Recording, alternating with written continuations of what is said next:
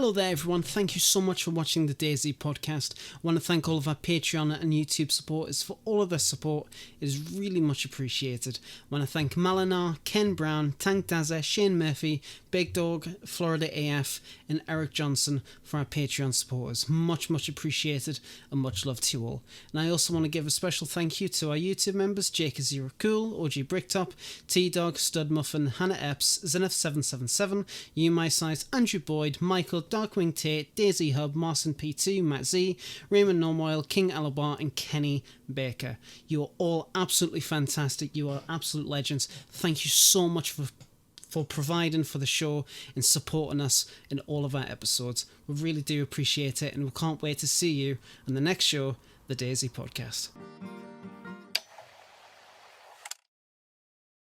Good evening, ladies and gentlemen. It is I, that lad, back again for the episode 105 of the DayZ Podcast. I'm joined again today by my good friends Dump and Lemons. How are you guys doing today? Not too bad, man. I'm doing pretty well. Not too bad. Very nice, very nice. Have you fixed your microphone yet, Lemons? Yes, we've made a lot of strides here. Nice, very nice. Do we get to see your pretty face? Yeah. Oh yeah, man. I gotta hold off for episode 110, the big or 111, the 3 1s. You know, gotta make it special. All right, you heard it here, folks. Episode 111, we'll get to see this boy's face. Mwah, brilliant. But yes, it has been a very interesting week, both on the DayZ side and the Armour side. If you caught our earlier stream on Tuesday, you'll know that it was a really awesome time. Really cool. Been a lot of interesting things about that, but we will be talking about that most likely later on. Hello everybody, I really do appreciate you coming along, I really do. It's great to get back in for this Friday. And you're all beautiful. So, 118. Quite surprising, considering it's been a month since 117 hit stable. What do you guys think about that? I think it's amazing. I was impressed. Yeah. Well, one of the things that impresses me, and I know that this isn't directly correlated to its content, folks. A month after we had an update, we're getting another update, and they're both major updates. Yes. I mean, they weren't lying though. Cool. They did say with 1.17 that they were already hard at work on the next update, so they weren't lying. they really bloody weren't. Like, Jesus Christ. Yeah, that's very true. But I mean, it's just exciting because how long did we have to wait between updates in the past? Like, I know they've been ramping stuff up, but like, usually there was like only 4 updates in a year, and we've already had 5. Yeah. Well, that's it. It's absolutely crazy, and I've been trying to keep track of from experimental to stable, and it was what the first one was announced in 117 experiment was announced in March, and then it came out in April, which is fair, about a month for experimental before it hit us. Great, fantastic. And then the tweet came out. What was it? Monday or Tuesday, something like that. Maybe Wednesday, one of those days.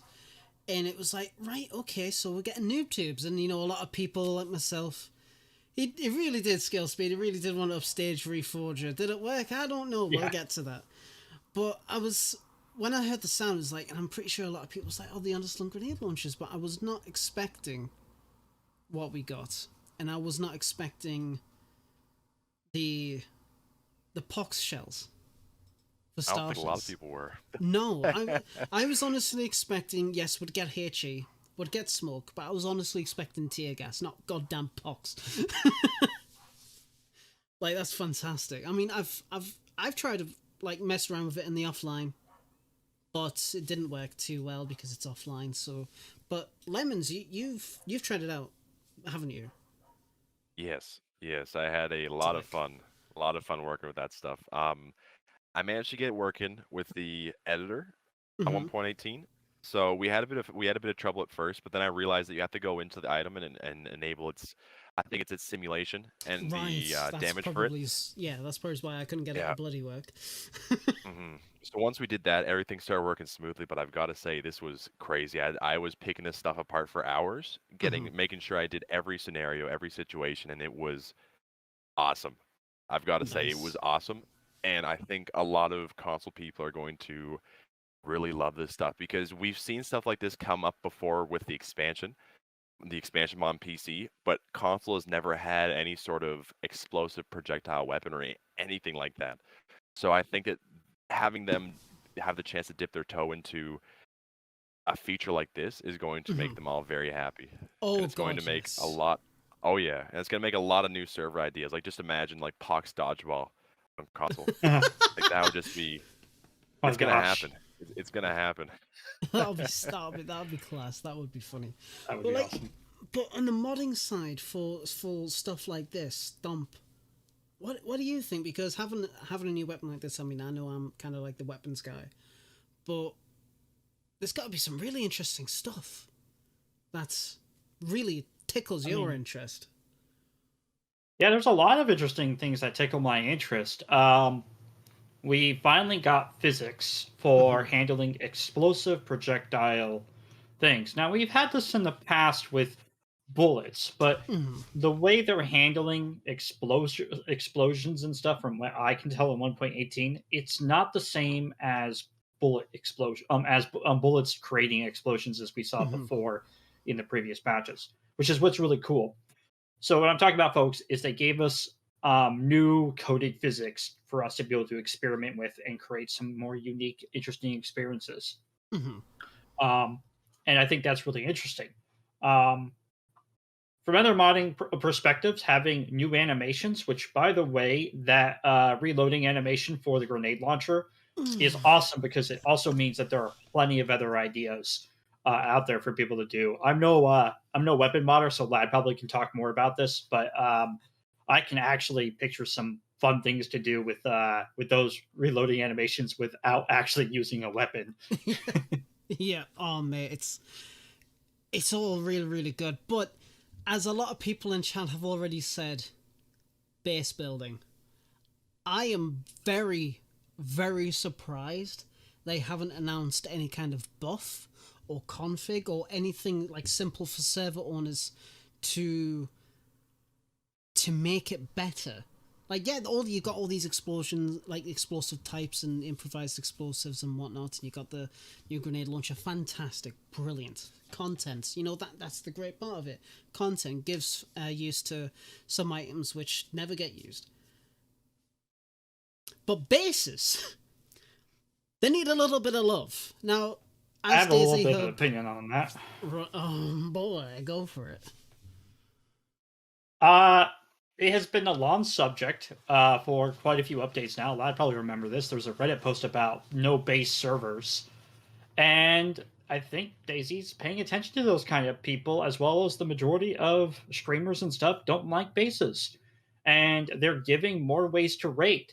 The thing is shooting someone's... It takes like, what, 5 grenades to go through one wooden wall, right? Yes.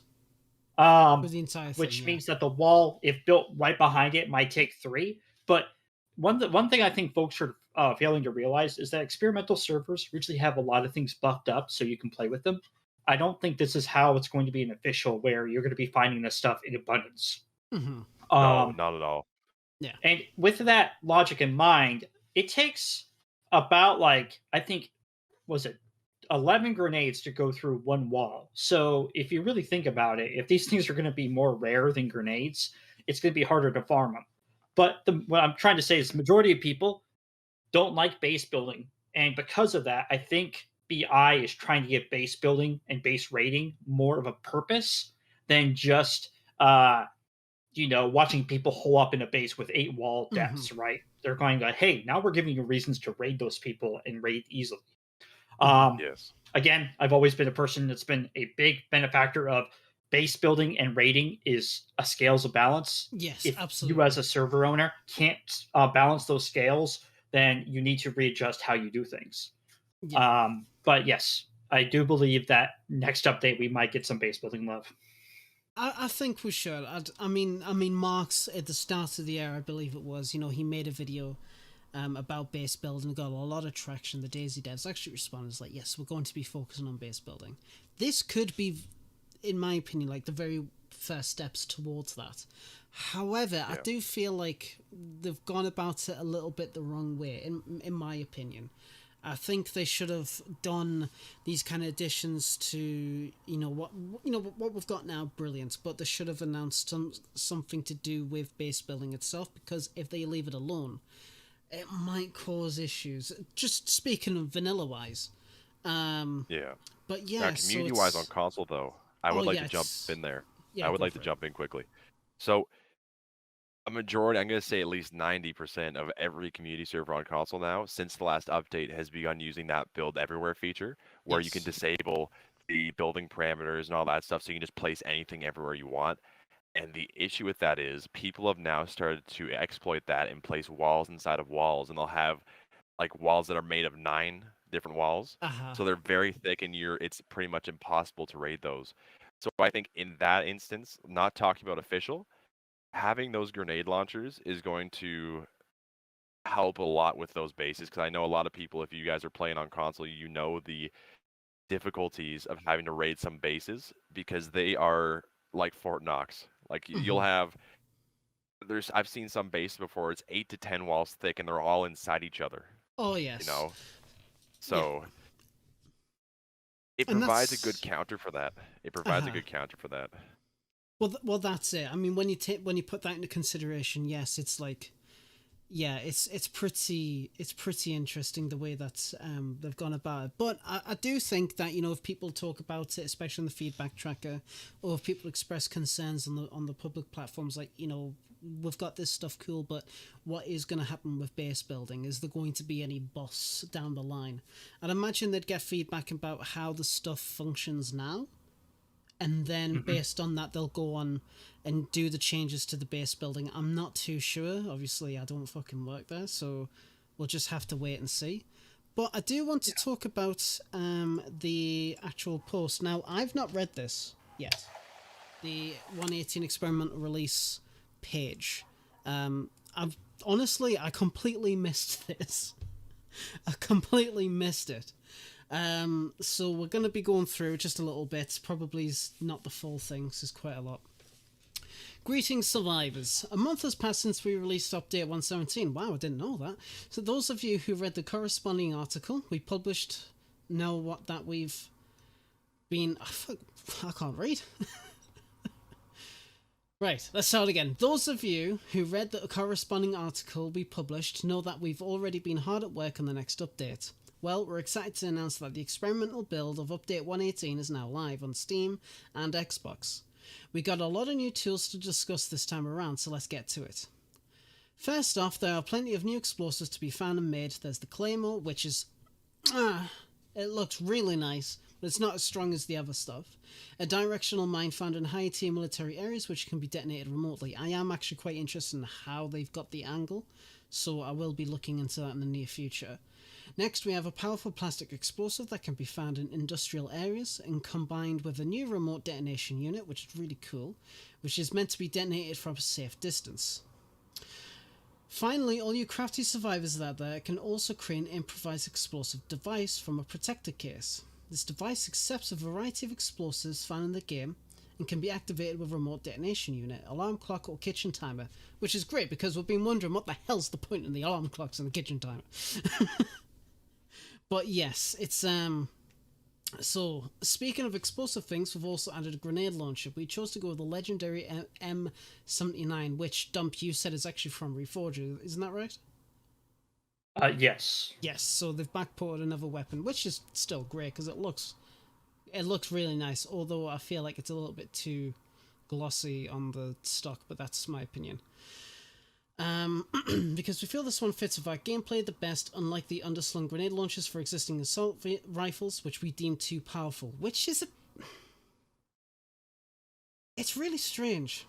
It's really, really strange. King Juan, I no idea. Someone under the map. I mean, is that a console problem? It's most likely a console problem. I never hear about it on PC, so... What about you, Lemons? Do you hear about that? Which one? About the people swimming under the map? Yeah. Yeah, so it's a desync issue on console. Right. It's not on... It's hard to reproduce it, and sometimes it can be very easy, but it depends on the platform you're on. because actually it's more easier, I think, on the older gen consoles. Okay. But there is a way right now on console for players to get under the map and just through desync, and then once they log in, they will spawn in wherever they swam to. So you could technically phase anywhere, which includes people's bases. Oh. So you could swim under the map and try and position yourself where you're right under the base, and the second you log back in, you'll be up on the ground. Right. So it'll kind of track your position where you're on the world, and then it'll just shoot you straight back where you should be on that snap to ground. Yeah, that is fucked. And it's become a big issue recently. It's become very well known because it used to be a small thing and only a few server owners knew about it. Right. But recently it's been exploited a lot. There's a lot of videos showing how to do it. So I think now more than ever it should be tackled by the development team because a lot of people have been crying out for it. A lot of people have been crying out for a fix for that. Yeah, no, it's no wonder that is fucked. Yeah, it sounds bad. Why the fuck are they not? I mean, I know it's a desync issue and it probably is related to like, the older hardware, but still, they should have come up with a solution on that because there's a couple of people in chat said, "Oh, you can do it on PC." It's like, let's get down brass tacks. Yeah. The more people that report it, the more people that support the feedback tracker ticket and stuff, the more attention it's going to get. Yeah. I mean, in chat right here. He said in the chat that he's told Bohemia 10 times that it needs to kill you if you log out in water. And I think that could be a good way to mitigate the issue. So if a player logs out in water, it would be the same if they log out while they're unconscious. Agreed. Where they would just die instantly. What do you think about that, lad? Yeah, I think they should do that. I think they absolutely should because that would be bad. It doesn't make sense that you can log out on water. I mean, swimming in water is risky enough, but it'll be a good solution to try and mitigate that. You try and sure you swim under the map, you log out, well, that's it, you're fucked. I mean, I'm not too sure if anybody can confirm if I was gonna say shit, I'm reading chat while I'm talking. If anybody can confirm if when you swim under the water, can you get back on land without logging in? That'll be interesting. But back on topic. I don't believe you can. Right. Yeah. Okay. But back on topic. It's quite an interesting thing. I do want to talk about that some other time. Thanks for making me aware of that because I wasn't aware it was as bad as it is. So thanks, Lemons, for clarifying that. So much appreciated, guys. Thank you. Right. Okay, you must relog. Right. Okay, well, BI, get on that. Get him water, you die. You step in it, you die. No, but... Right. So, the M79 also comes with a variety of 40mm grenades, which can be found in different places across the world. There are other firearm additions as well, but we'll leave it up to you to discover what they are. But you put them in the patch notes. We already know what they are. Since many of these newly created items are considered very powerful combat and base raiding tools, they will be difficult to acquire under the balanced economy we intend to provide. To allow for easier access during this experimental period, we've adjusted the spawning of these tools so they appear more frequently and in lower tier areas. That makes sense because it's like, King Juan, if you can calm it down with the caps, please, that'll be, great. Thank you. We're aware of the situation. You don't have to keep going on about it, but thank you. It is a big problem, but, we've talked about it. We'll talk about it more in the future. I want to learn more about it. I'm going to be doing some research, but thanks for... Actually, thank you for raising awareness about it, first off, so... But hopefully... They are stupid tiny, they are. Hopefully the economy for stable is going to be, obviously it's going to be the proper way and how they're going to do it, because one of my friends the other night, they found an M79 grenade launcher in Zelenogorsk in the train station, so quite interesting, but it's probably from the loot overflow that DayZ has, so and it's just making sure that people understand that too. Yes, it's just making sure people understand that, because a lot of people think this may be what it's going to be like when it releases. Oh yes. So making sure people understand this is not at all what it's going to be like in the standalone stable release. This Yes, is just so absolutely. people have a chance to test them out, and everyone gets a chance to have a try using the stuff. So Well, that's it. I mean, that's the whole point of experimental, and it's good that they're taking that on board and actually going through with it. But yes, so we've this. I kind of want you to talk about a little bit more because you're more familiar with this kind of stuff, I guess you could say. We've also tweaked the sensitivity settings for console builds, especially the settings for the right controller stick. Camera and aiming sliders are now responsible for adjusting speed, while the new curvature sliders affect the sensitivity curve. The controller sensitivity settings are now also visible, even when the mouse and keyboard mode is enabled. What the fuck does this mean? okay, Is so I'm it gonna better? admit, when I first saw this, I was in the exact same position. I did not know what the hell they were talking about, but I did a bit of research, and Right. I looked at other games that do something similar, and it's just to make things a bit easier for us because I know a lot of people, anyone in the chat right now that plays console, Mm-hmm. will know that within the past few updates, they've made sensitivity a bit wonky. They've made sensitivity a bit wonky, and you've been Right. forced to have to use a keyboard and mouse if you want to have a good sensitivity. Right. So, I do think I do recall people on Twitter um complaining about the sensitivity on console. I do recall that, so I assume this is to address that, which is great. Um, yes, but I and did add more interrupt you, so functionality as continue on. well. Yeah, oh yeah, Right, no okay. worries, no worries.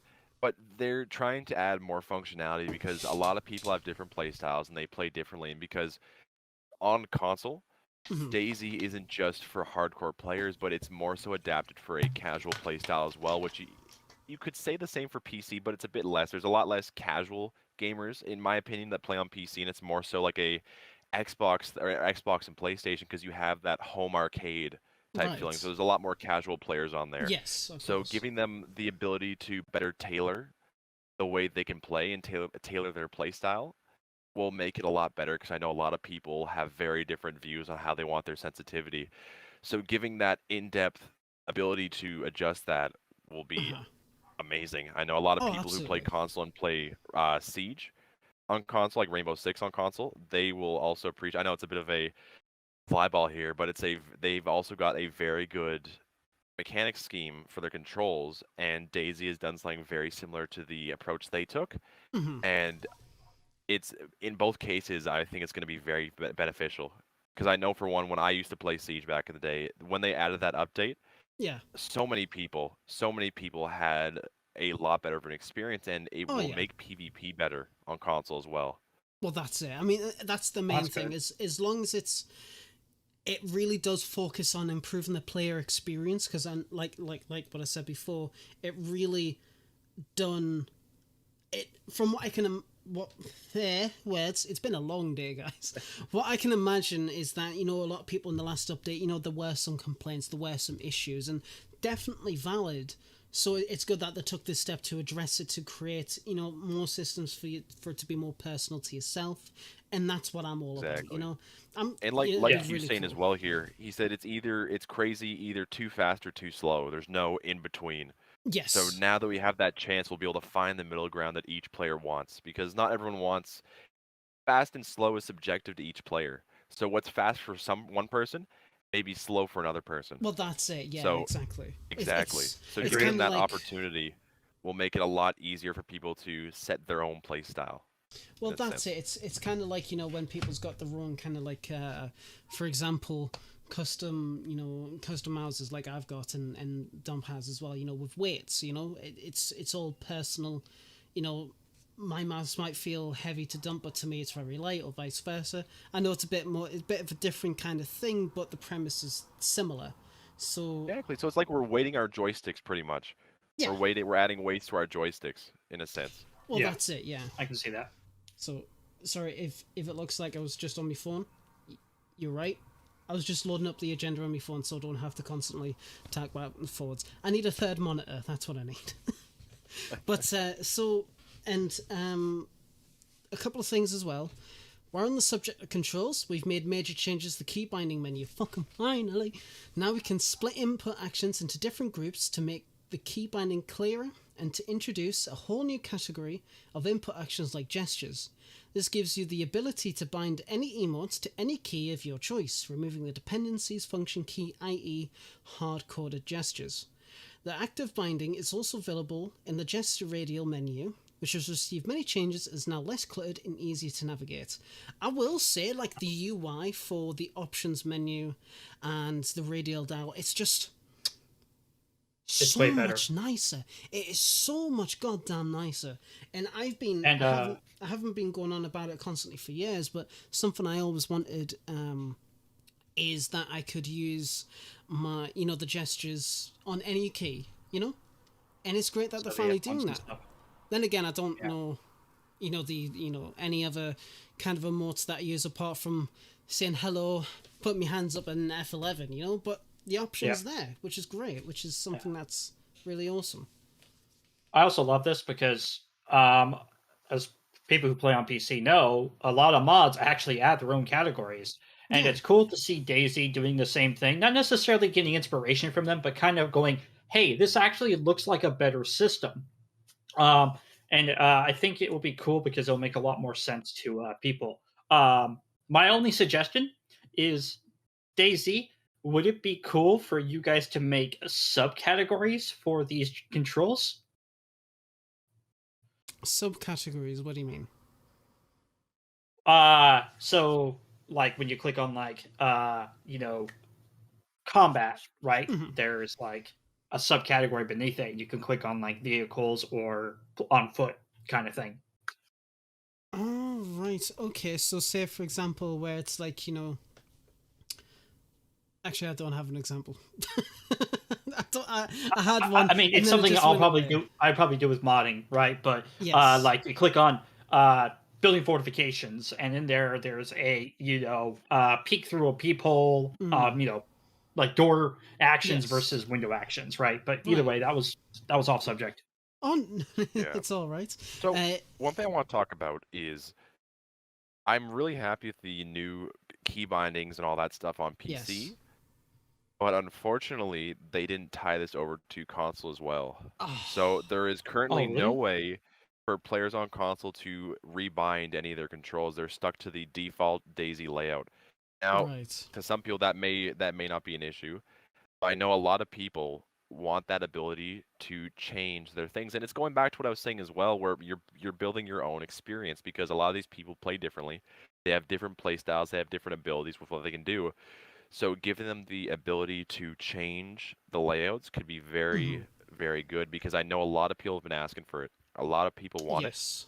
And currently, we just don't have the ability. And I think a lot of people would have rather had them do more stuff into the control scheme than just the sensitivity on its own. Because so many people people want to rebind their stuff, and they just don't have the option to. So I hope that maybe in a future patch for 1.18, or maybe 1.19, they try to incorporate something similar to console as well, because I know for a fact it would be very, very well received to have proper binds.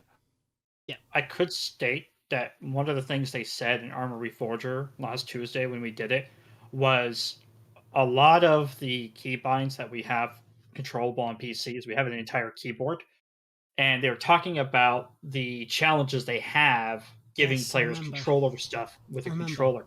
So what it could be, and mind you, I'm not defending them. I think they should give thing and let people mess up and default if they need to, is that when you change your inputs on your controller, maybe changing one of your inputs might mess up a bunch of other things that are tied to different actions with it. So I think that might be one of the reasons why they're holding off, but I still think they should give players the option to purposely mess it up if they wish to. Yes, definitely. My only counter with that is they added it in Reforger.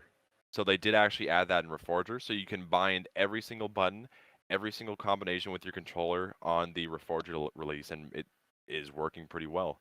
Yeah. So, wait a minute. I have a rebuttal. It's my plane going down in flames into the ocean, okay? Objection! Jesus Christ, it's a fucking court case here, Jesus. Objection, hearsay. Objection, hearsay. Objection, lack of foundation. No, let's hear it. No, I'm literally saying my whole theory there went into flames about the Oh. controller messing up everything because Armor Reforger did it. I'm making fun of Yeah. myself, going, "Oh shit, I opened my mouth too soon." Oh wait. But yeah, so that just even gives even more of a reason for DayZ to try and do it because it's been put on Reforger. It's given them a test bed to try it out and see how it will work on console, and it's been so good. So many people have loved it, and so many people think it should be a thing on DayZ. So now they have that experience. They should take what they've learned and implement that somehow onto the console version as well. Absolutely, they absolutely should do that. I mean, it's good that console's getting some love, but as King Juan said, what a surprise, console is forgotten again. I don't think it was a case of being forgotten. I think there might have been some issues in trying to translate it for DayZ, because obviously DayZ and Armor Reforger completely two different separate things, two different separate controller schemes and whatnot. So much more you can do in DayZ compared to Reforger. So, but I do hope that, with enough feedback, they go at it in a future update, 119 or 120. That'd be really great. But we'll have to see. It is a shame that you guys don't have it.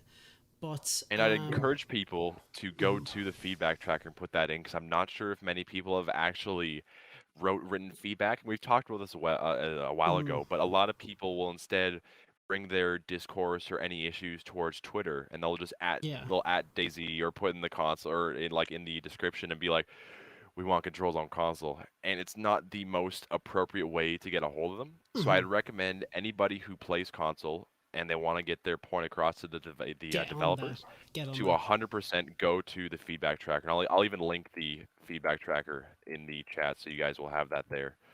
As DayZ Hub said, they're definitely cracking down feedback recently. They actually have, and that's something we are actually going to be talking about later on in the podcast.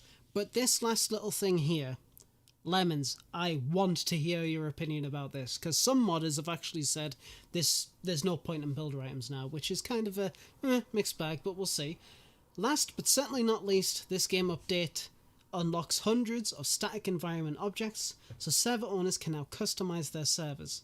We've also added new configuration options within the central economy system that allows for the spawning of collections of objects through dynamic events. This is something I've been waiting for a mod idea I want to publish on the workshop.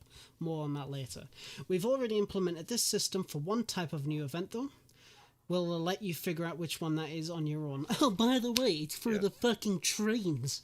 We hope you're going to have a fun with all these new tools, and we look forward to bumping into you during our regular Friday playtests.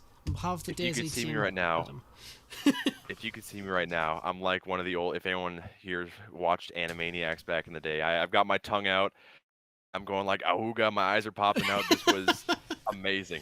I was surprised by this. I was so surprised by this. Yeah. So many people have wanted it, and there was even a petition open that had over 900 signatures to bring builder items to console. So it has been so much needed. So many people have wanted it, and there's so much I could talk about. Like, I could go on about this for hours, and I did go on about it for hours in one of my VODs I covered. Yes. So nice. I do actually have DayZ open here, if I can share my screen, and I can show some tech demos off to the console community here. So here we go. Let me get the screen share open. But this is insane, guys. Yeah. Actually, it does bring up an interesting subject, which will be kind of cool. With them putting out the all these items and stuff, Project Lemons, would you, as a console server owner and player, say that this makes you believe that BI listens to the console demands when they're actually logical? 100%. 100%. We're going to talk about that later with one of our other topics. But I have to agree 110% that they are definitely listening. It's been said they've done small things in the past that not a lot of people talk about, but they have been listening a lot to console recently. And I think a lot of it too is some of the people internally at DayZ are also console players themselves, so they experience this stuff and they know what it's like. So they have more of a heart for the console community. But what we have here is if anyone's familiar with this on PC, this is the Essiker Zoo. This is the Esker Zoo, and what if I told you all of the assets here right now are going to be loaded onto console once 1.18 comes out? Nice. It's sick. I mean, Let me zoom in here. Yes. This is all going to be console. This is all going to be on console. And it's something I've been working on for a while because I've been using the experimental mode to get this all going. It's still a bit of a fixer-upper. We have some things here that we're still working on patching up, but this will be a full one-to-one port of the Esker Zoo on console edition, because originally it wasn't possible, and we've spoken about this before because we've had limited tools, we've had limited access to our assets, so we've had to compromise, and it's horrible because I had just finished making this with my own assets and my own versions, and the day after I finished, they decided to release this, and I was so heartbroken, but I was like, you know what, I've got to do it anyways because it's gonna fix performance a lot. Because one of the biggest issues I had with making this with the other assets is there was a huge performance loss because I would have to use hundreds of cement gates to make this staircase here, and having just the 3 here dropped my RTX 3070 from 120 frames to 40. Get destroyed. So, imagine what that would do on console. Yeah. Oh no. Yeah, and that's the thing. How would it have performed on console? So I think having these assets, like all these staircases, all these walls, are going to be on console, and it's amazing. The one thing I noticed that was kind of weird though is they didn't add these in here. So let me just grab one of these real quick. Oh, it doesn't want to copy it. But these trees, these grass, and the different types of foliage, they didn't add in the files, which I find a little bit peculiar. Even more so because they gave us the proxies. So if we just go find a proxy real quick, they gave us the overgrowth proxies, which contain the vines and the ivy and the grass for some of the buildings within Livonia, but they didn't give us the singular items. So I'm not sure if they're going to fix that within a future update, but for anyone watching that does console development and they want to know a bit of a cheeky hack, you can still use these overgrowth proxies. And what you can do is if you have any blank space areas, like just an example right here, we can lower this down, and you won't be able to see this part on this part for my map at least, but we can lower this down and we can just have this corner of the proxy showing, which adds in all those vines there. So it doesn't. You don't see the rest of the house proxy, but we're reusing and it's this whole thing about on console about reutilizing assets. But I've taken a proxy that's meant for one of the Livonia buildings, and I've reutilized it to create a overgrown scene. And the same thing goes for grass. So if we go into if we find our grass proxy, we have they get. I don't know why they did this. I don't know why they honestly did this, but they gave us the grass proxies for the military blast covers and the blast shelter. So if we just grab one of these real quick, yes, you can see here that we have the proxy collection of all the grass. Now, a lot of people don't know about this on console, especially because it isn't out. But I think this might go over a lot of people's heads. But what we can do with this is we can overlay it, and just by simply changing the orientation, like let's just go through here, and we can change the Z orientation a little bit. We can use this to overlay patches of grass. Now, for people on PC, this may sound like, oh, putting grass on ground, that must be nothing. But now we can actually make overgrown Chinoris in Livonia. Well, Livonia already is kind of overgrown, but you can make an overgrown Chinoris on console. I see. Look at that. I like that. This is the thing. It was like DOJ says use Blast Cover 2. I think it's the one with the flat surface on the top. Which one? Blast Cover 2. Oh, the Blast Cover, yes. Let me see if that one's... Oh, that's the actual model. Let me see here. Blast Cover 2 grass. The top should be flat. It's mostly flat, yeah. Yeah, it's mostly flat.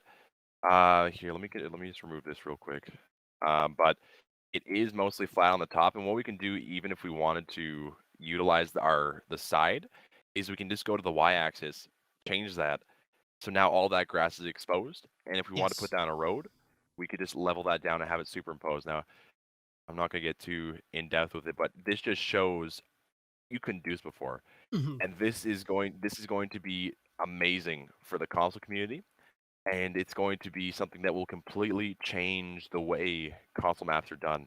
And I know Scale Speeder is going to have a hell of a kick out of Oh this. He's going to yes. be spending hours making new builds, but I actually, everything is in here. it's funny because Everything I from builder actually, items is in here.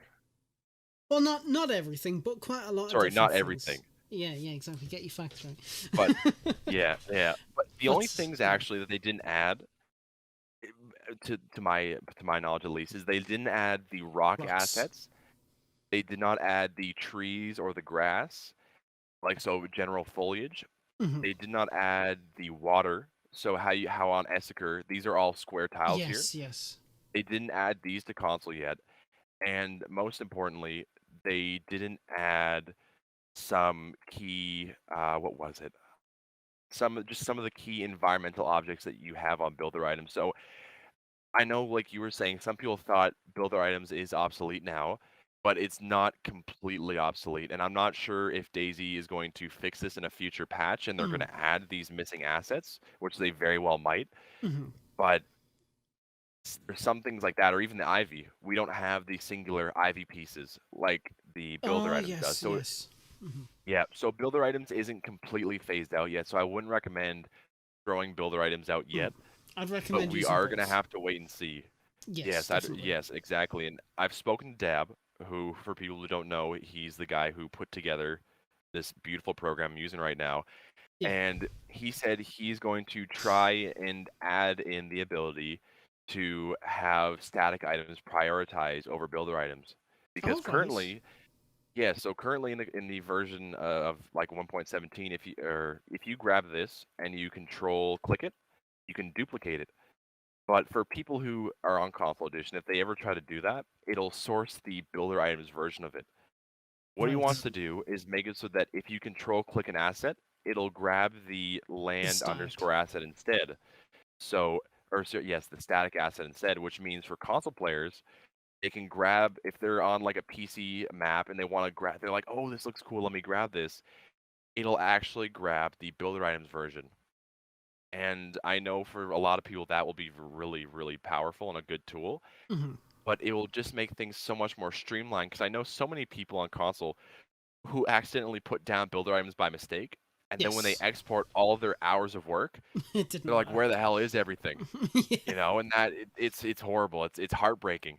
But now that we have all this stuff, It's so much better. so many things are going to change, but more so server owners are going to have to get ready to prepare themselves for this because this is going to change. This is going to revolutionize DayZ servers as a whole, not only for console but PC as well. Hmm. It's going to add so many more tools to PC and make things more streamlined in the sense they won't require third-party mods for the most part. Right. Because, or even you won't need the DayZ editor loader anymore because you can use the JSON object file. Now you Nice. will still need it to delete buildings, Yes. but for PC servers, you can now utilize the JSON object file to spawn in your builder items. Well, quote unquote builder items. Yeah. But it's So overall it's really really cool, and you do these kind of builds on your Twitch, don't you? yes, Right. yes. So And I there you do go. stream all this. Little plug here, twitch.tv/Project Lemons DayZ. But You know where you recently we put my do. face in a fucking skater. Yeah. Thanks. Yep, yep, yep. If you guys want to see Lad's face superimposed on a skateboarder, that's where you can go. That's where you can go to see It that. wasn't. But It wasn't even my idea. I was in bed. I was in bed. I was chilling, and I just thought, oh, look, I can't sleep. Let me to stream it. I'll check in. See him playing. Tony Hawk's Underground, whatever it is, and I'm like, hang on, that's my and it's fucking just big. face. Yep, your big mop right plastered on there. But Oh, great. getting Thanks. back to topic a bit, guys. Yes. Here, I Yes. think so many people on console are gonna appreciate this, and the level and the detail of maps are going to honestly blur the line of some things we see on PC now. Hmm. And I'm not saying like it used to be a joke, oh, console, it'll never be the same as PC, but It's getting I've there. been starting to say recently, little things like this are starting to blur the lines between PC and console. It is Hmm. really starting to blur the lines between PC and console. Like we even have some of the old ARM assets, like or even the mod assets, like the ones where the players can get like the hung. Like if we go here, we have the hanged civil and the hanged doctor. Now, unfortunately, I But can't not there. spawn it in right now to show you guys, but it's because of a bug that's already been addressed on the feedback tracker. Right. Because in the config file, now to give people a quick rundown of how it works, Go for it. there's a config file that links class names to each one of these assets. So how you guys can see this right here, like the static panel concrete 1, Right. Okay. the static panel concrete 2, and all that stuff, it's all linked to a class name in the configuration file. So what they have to do is they have to program a config file into each asset and link it to the file in game so that the game will see that and translate, oh, he wants to spawn one of these in. Like even if we hover over one of these, you can see in the bottom corner here, or like at the bottom where it says object, you can see it's wall underscore indic underscore 10 dot p3d, and the p3d is the actual model file that it uses, the actual Bohemian model file. So now that we have these, they've added all these new assets that will be added and can be used actively now. So it's going to be really cool. Here, one second. And off he goes into the darkness. But no, overall, it's absolutely really fantastic that the console guys, even PC, is getting something like this. There are actually some stuff I noticed with the static and the new static objects that Builder Items doesn't have, and one of them is the it's one of the train models. It's like one of the train beds, which has got nothing on it. Yes, I know this one. I've been waiting for that. I've been really waiting for that. Does this mean that you could theoretically transform Chernarus into a sort of Namalsk? Absolutely. Now, I'm going to tell people it's not as cut and dry as doing something like that. But we're at the end of the day, we're still left with the default terrains of Chernarus and Livonia. We don't have the ability to delete stuff yet, but as I've shown with my Zagoria project, I've been able to kind of superimpose new stuff onto it where it looks like you're getting a new map and a new experience. It'll always be the default terrain for now at least. For now at least, it'll always be the default terrain. But you can superimpose stuff on, and it's even better now. Like we can even put decals down. So if I find like a road asset here, we can actually put roads down on console. So you can build whole towns now. It would have looked a little janky before. They would have looked a little janky because there was no road networks, there was no sidewalks. But you can actually put stuff like this, or even if I can find a dirt path here. Give us the dirt path, boy. Yeah, here, look at this. So we have the actual paths that were used in Livonia. So we can lay these down, put them wherever we want, and we can make organic-looking towns and cities, which may have looked a bit janky before. So we can get those wide-open blank spaces on Chernarus and build whole cities, or even cities that already exist. We can update them, which is, like I said, something I did originally with my Zagoria mod, which we're going to be talking about in a bit. We're going to be talking a bit about that in a few, but it's just amazing. I think absolutely. Yeah, and I think once people start to talk about this stuff with the feedback tracker, they'll probably add any of the loose scraggler items like the foliage and the rocks, and I only hope they will. Yes, I only hope they will. I think what they're trying to do is this time around with something like this is obviously they're getting the main feedback. They're seeing how well it's going to do, how much people are going to be utilizing, and then on Twitter or the feedback track, if people say like we would like to have the different rocks, like the monolith rocks, like those kind of types of stuff, and more foliage and more like access to trees. I think that would be really cool. And as much as the builder items mod is been absolutely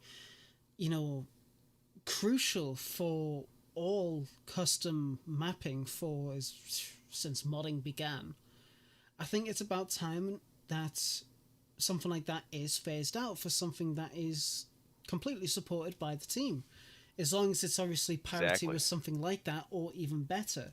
Now, I've already said, and you showed off just before, is like some objects are as you can get in the stack that you can't get in builder items, which is great. So definitely leaning into that angle.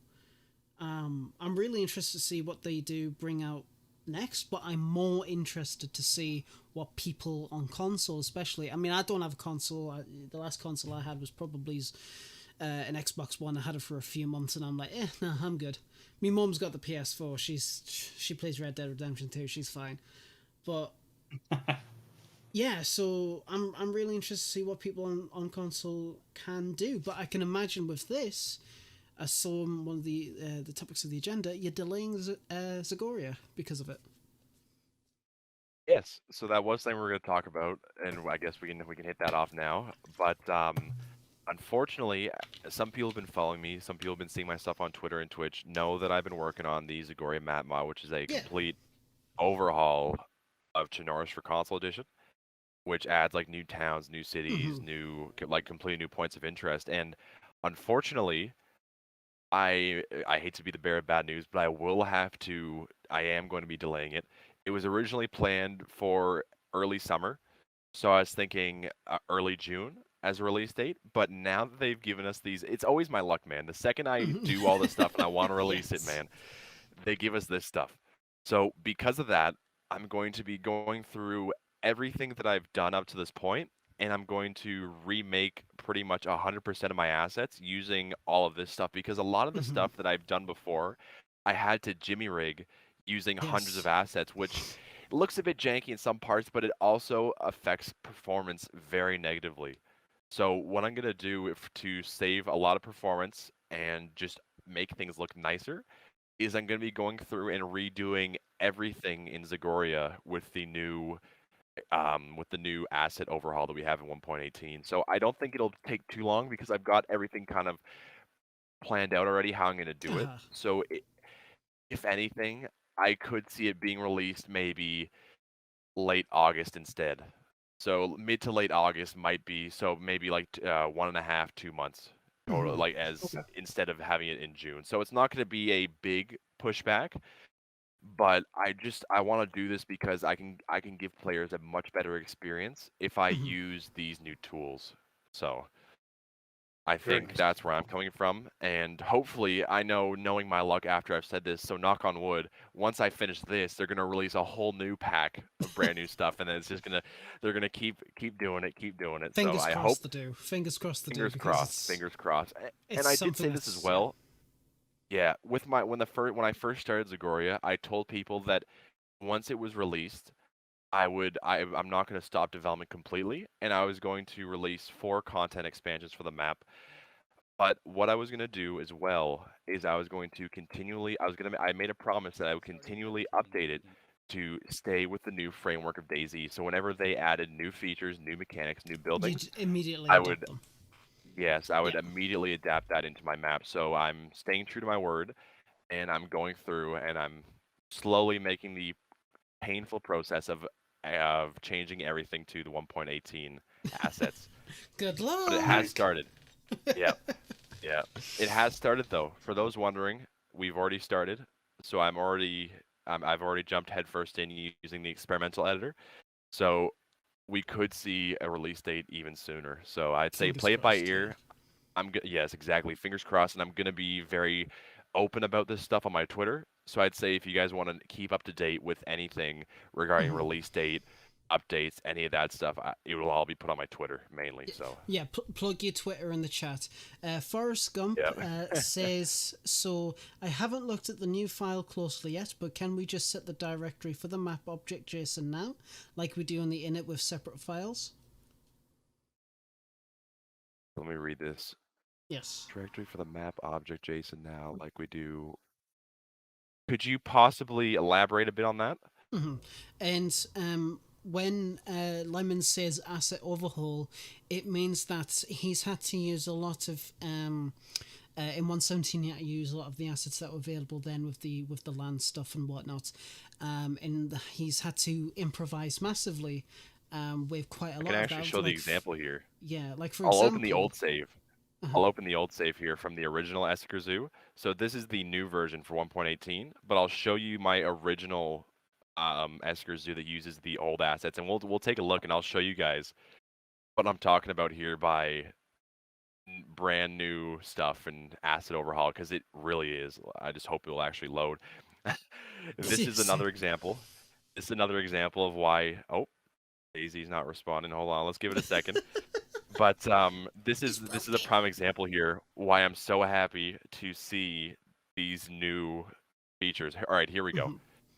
Here we go. So this was, you can see there's some crazy stuff going on here, but it was made for a deathmatch server, so we had to compensate and add more deathmatch features. But restart the stream because it's just buffering on our end. Oh, okay, also, yeah. Here, 1 second. Lemons, I believe that the Forest Gump is talking about the old way of loading in custom map objects for building was through the init.c, called in .c files, essentially through the init.c. Oh, yes. So now you won't have to use init.c. If you want to call in custom objects, it will be done 100% through the new JSON object loader. So, here, do you guys see the screen now? Yes. Yep. All right, so this was what I just finished. This is what I literally just finished making, and it was the original port for Massacre. Now I've deleted some of the stairs here because I was testing out some of the new features before I thought I was just gonna redo everything from scratch. But let's look at these stairs. These stairs right here are the bane of my existence. They cost me my sanity. And if we just look here, let's pull one of these out. Look what it is. Look what it is. It's a gate. Yeah. And this is what he means. So he's had to jerry rig a lot of the assets to create the intended thing. However, with the new static objects, he can actually use the proper models that he wants to use. Like, so instead of using like a million gates with like this. So look at this. All these white dots. All these white dots here, guys, are gates that I've placed. Yeah. So in the new version, there's only 4 dots here. I've only had to use 4 staircase models, which performance-wise, so many performance issues. So before I was saying that this wouldn't work on last gen consoles, but now with these new things, it could very well be working on both platforms, both next gen and last gen. Yeah. But like, look at all these dots here. Look at how cursed this looks. DOJ was saying, I'm going to show you something. DOJ was said, and people were complaining about expansion mapping performances. How the fuck does this run on console? Very slowly. Yeah. Well, it runs well on Series X. I'll tell you what. I did a benchmark test, and this runs decent on Series X. Not a way in hell this is going to work on last gen. In its current state, like this version, it would crash because I've got both consoles. I got the Series X and the original 2013 pre-order that I like to use for benchmarking. Yes. And the original one wouldn't even launch into the game. It would actually crash my DayZ on console. I'd have to close out of it. Well, there you go. There you go. So but, overall, the static stuff. Sorry, go on, Dom. I interrupted you. Oh, I was just gonna add one final thing to it. I'll do it after you say your thing. I was just going to say, so this overall, with the addition of the static stuff, will increase the performance of custom-made objects on both PC and console, which is great. I mean, and that is if you do be swimming though, but you know, so it's so it's going to be really, really cool that you have this kind of these kind of tools at your hand now, and I can imagine like the possibilities that console owners and server owners will be able to do that point on. Yeah, I want to show you guys something cursed here. I do before we go on to the next subject. Before you do, I want to hear what Dom wants to say. Oh yeah. Oh, Lemons, can you do an experiment for me, and maybe we can talk about this next week? Can you place a bunch of builder items from Builder Items mod itself, and a bunch of the same static version of the items? And can you tell me if there's any FPS difference? Because the way you explained how static items are being registered and used is very, very different than core class config CVP structure we know of. So I'm curious if the static classes that you're putting in actually are more performance easy than Builder Items itself. I'd imagine they might be, because it's also the way the game interprets it. Because I think these ones are handled differently in regards to rendering.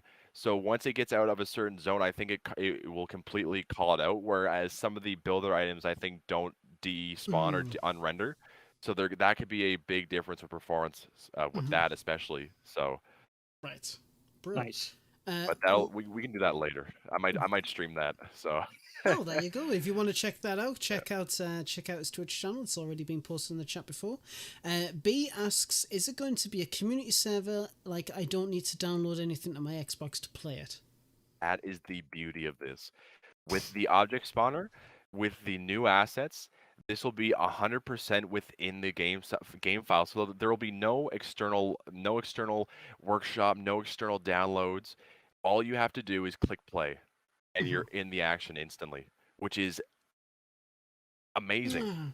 Because for a lot of the mods on PC that use builder items, you have to install their builds. You have to install like the workshop add-on that has their builds for some of it. But with the object spawner, it's all handled through the game. So server owners on both PC and console will no longer have to worry about exporting it, making a mod, packing a mod, and putting it on the Steam Workshop.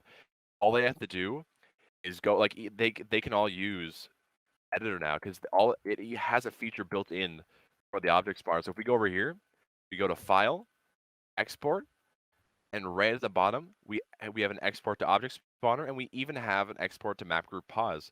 So we can have our stuff spawning, and we can have loot spawning at that stuff as well. Right. So it's huge. Very cool. So yeah, but a bit of a curse thing here. We can see the underbelly This is hell. of my build.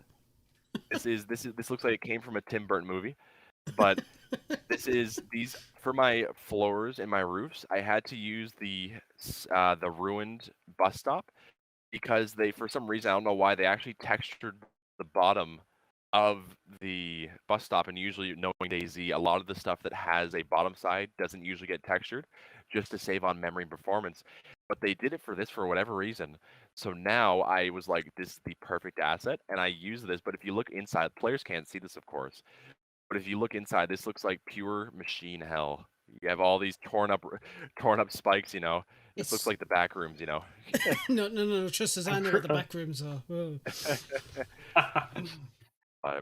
at this. Like it's so nice and peaceful and serene on the outside, and you go inside, and this is just. Chaos. This is what it looks like when you get banned by DayZ Console Edition. This is where you go. Oh my gosh, this is where you that's go. funny.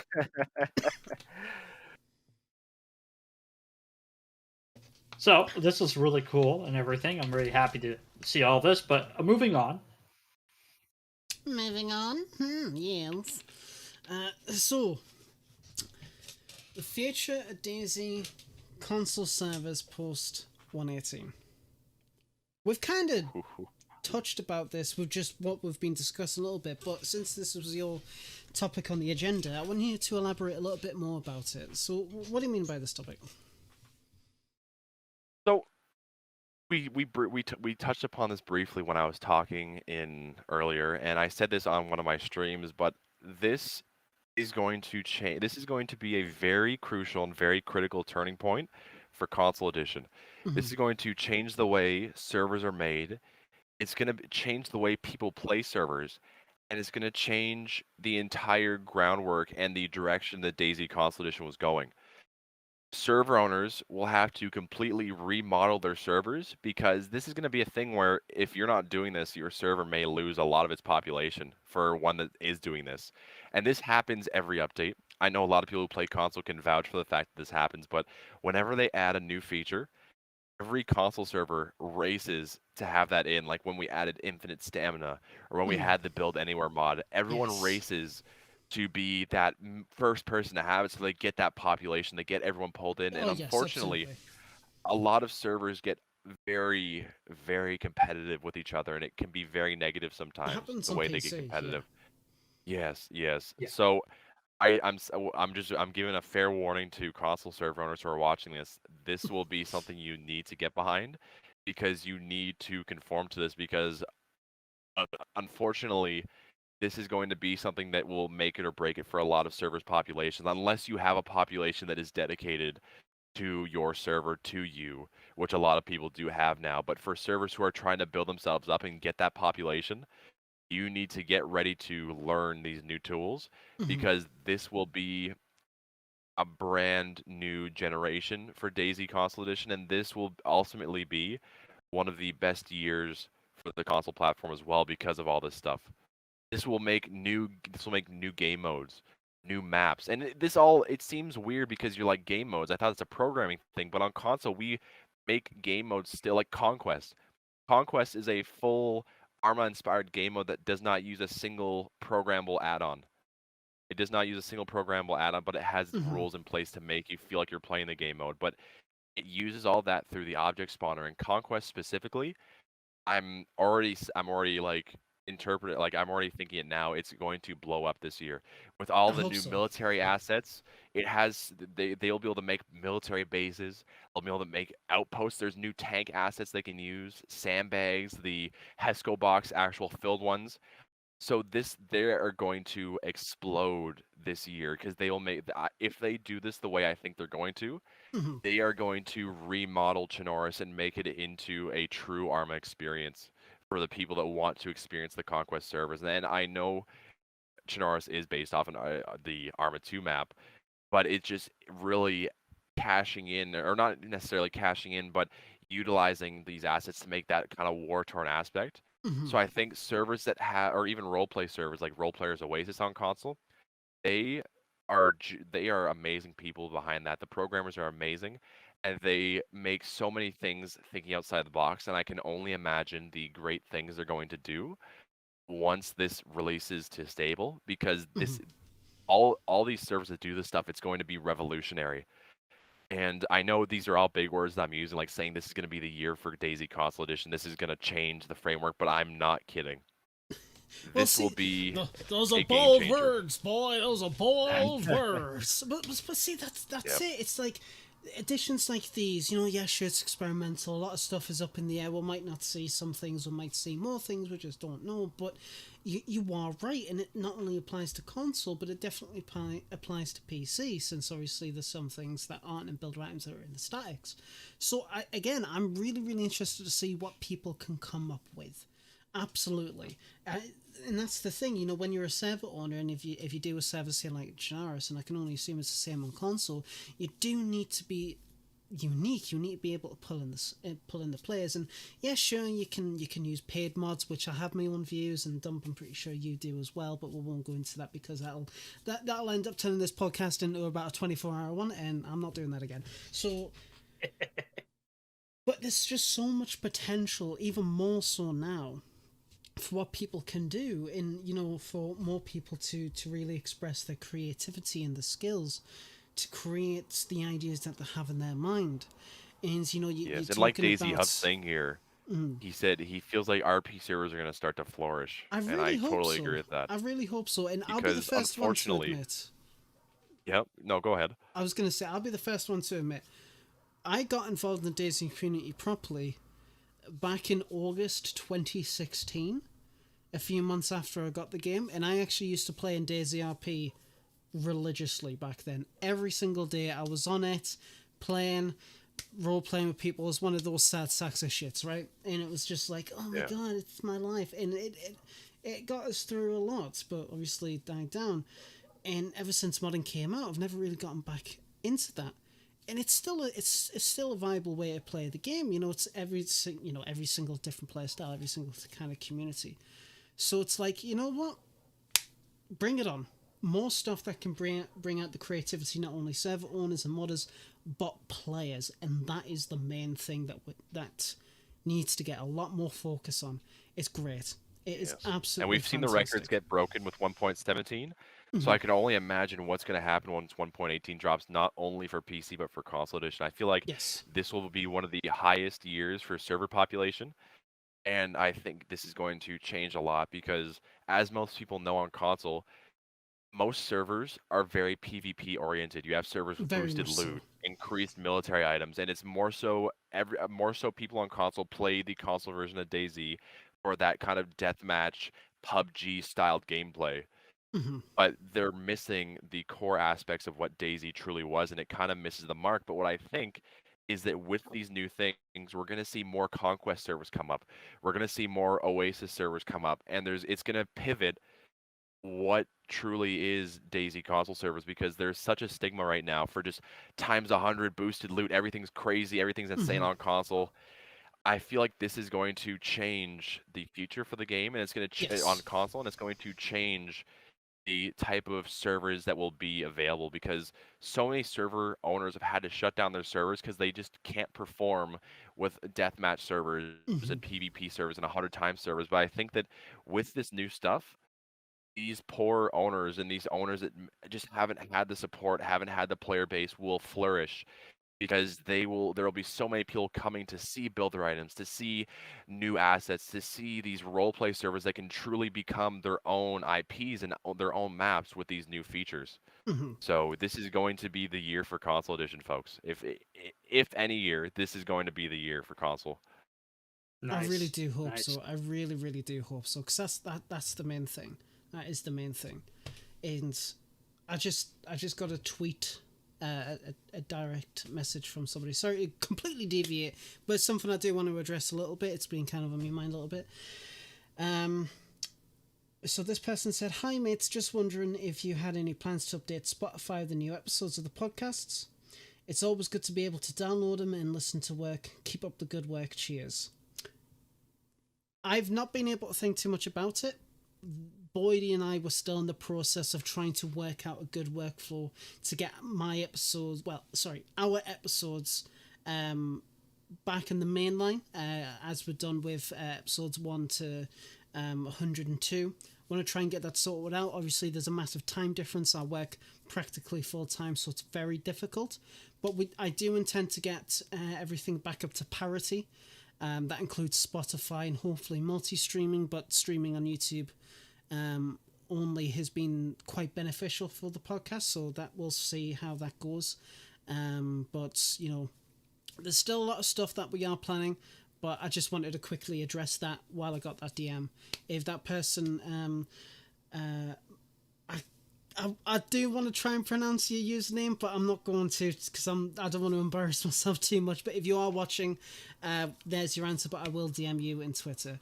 Back to the normal topics. Yep. But, So to answer some questions in chat, we've had a bit of a build up in chat here with a few questions what we were talking about. yes, go for it. But Omnia here said PvP oriented, we KOS every time, which is very true.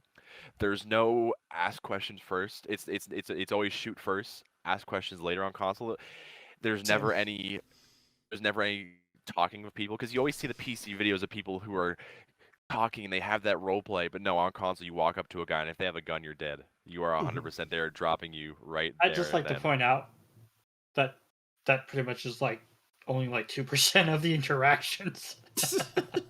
Yeah, but it's still fun. It's just like, I'm going to take your loot forcibly.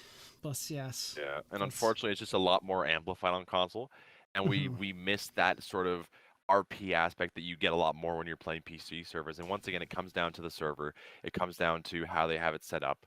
But I think that will change a lot with this update. Hugh here said he's been playing Role Players Oasis for 2 years now, and it's arms and lengths better than most servers, not just because of the modding and creativity, but the community as a whole. And I really do have to agree with you there, Q. They have put together such an amazing thing, and they've got so many wonderful people working there, talented developers, and I give them all the support and all the love I possibly could. Same here. This whole KOS thing, though, does bring up an interesting point that I think people should better understand. If you don't like that kind of play style and you don't like being KOS'd all the time or whatever else, but yet you still play on those servers, you're helping contribute to that kind of server being successful while other servers like Lemon's Sake die off. Play on the servers that are having trouble and struggling. And if enough of you people actually like your interactions in RP, as well as even organic RP, start playing on those kind of servers instead of the KOS servers, you'll see a shift in the community overall, rather than focusing only on the KOS servers. Just because it has a high pop doesn't mean it's a good server. Well, yes, absolutely, and that's unfortunately the case with a lot of servers on Xbox. And I don't want to say names or anything, because I do support a lot of the people in console, and I always encourage people to make their own servers and experiment and just jump into the deep end, and see it happen. But there's a lot of times where there's just some. Are you okay? I just read Liquor with Lunch's comment. I'm so sorry. It's the willingness to play along with the RP, but sometimes it gets wacky. I'm a pirate from the prison island that plunders chests and steals shoes for my foot fetish. Oh my gosh. Yeah, and it ties into the whole thing where you kind of need to find that gray area. You know, you need to get that fine line between role playing chaos because we don't want these pirate Pete's that want to have their shoes for their foot fetishes. You know, we don't want to have those people too much. You know, so it's finding that gray area. You know, finding that nice middle ground. Yeah. And like DayZ Hub said, unless you're on an RP server on console, you are not getting any sort of interaction whatsoever with players. They just don't want to talk to you. If they have an option to start punching, even freshies. If you guys are freshies, and usually you would walk up to them, wave your hand, and say hello, they will start wailing on your ass to get your freshie fruit, get your bandages, and they just don't care about you. They don't care about you. They just see you as a walking chest full of loot. See, that's the thing. It's like it's like a table or diagram, whatever. It's like you never trust a freshie, right? And you never trust a fully geared player, right? But there's a sweet spot where it's like, okay, maybe I can trust you. Maybe I can do that. Because if you go into town, you got some decent gear, and you come up with freshie, there's not many people, but it's like, okay, yeah, here's some food. Oh, cheers, mate, can I run with you? Yeah, okay, go for it. And you have a wonderful time. They might end up shooting you in the back when you're cooking something, but hey, at least it was an interesting experience. But it's the experience, it's the experience. But if you're fully kitted out to the fucking teeth, and you go to a freshie, and they have nothing but an apple and some rags, they're gonna try and beat the shit out of you. Most dangerous person on the server is a freshie. Yes. Yeah. No wonder they get shot all the time. The issue is, the root of this problem is all the boosted loot servers, because on that note, it's so easy to get geared on console edition with a lot of community servers, because they have times 5 loot, times 10 loot, or even times 100 loot, which is just ridiculous, Yeah. And there's some of these servers are trying to market themselves as a vanilla plus server. And it makes no sense whatsoever, because I guess vanilla plus is subjective, it's each their own. But if I go on a server where I can walk into a house and get a M4 in a tier 1 zone, that is not a vanilla plus server. No, that's an easy server. That's up to criticism as well. But I think if I can pull out my entire kit in a matter of 5 minutes, I don't think that should be called a vanilla plus server. I don't know. It's a plus in my experience, It comes back to the community controls what kind of servers they support. Mm-hmm. So exactly. If the community supports that kind of server, that's why those servers still exist. But again, stop joining high-pop servers. They're not always good. Well, that's it, yeah. And that's why with 1.18, we might see a change and an influx of these different, unique, and creative servers getting their population, Mm-hmm. This will be the chance for these smaller servers on Xbox to flourish. And I hope that this happens, because there's so many good ideas and so many amazing things that are getting overshadowed by servers that have like an entire military base spawning in Cami, and you walk into it and you get like a bazooka, or there'll be servers that have it. Yeah, but there are even servers where you will spawn. They call us a quote unquote trader, but they have you spawn at a hunting store, and there's guns on the walls. There's guns scattered all on the walls. There's magazines and grenades and plate carriers, and you spawn right next to it. And what they do, they're very smart. They try to market new players and say that they have the rocket launcher and they have the M249 stock, as they do, but they have the broken weapons from .62 spawning in that will crash your game, and they use that as an excuse to advertise it. And then that's how they get to high pop. Yes. And I've seen a lot of servers do that recently, even though none of the weapons work. Then they get an influx of people going there to try it out, because they have that flutter of hope. They're like, new weapons? And then they get their heart shattered when their game crashes trying to pick up like the taser gun or the blow dart gun, Yes. Yeah. And is verifiable to crash in both versions.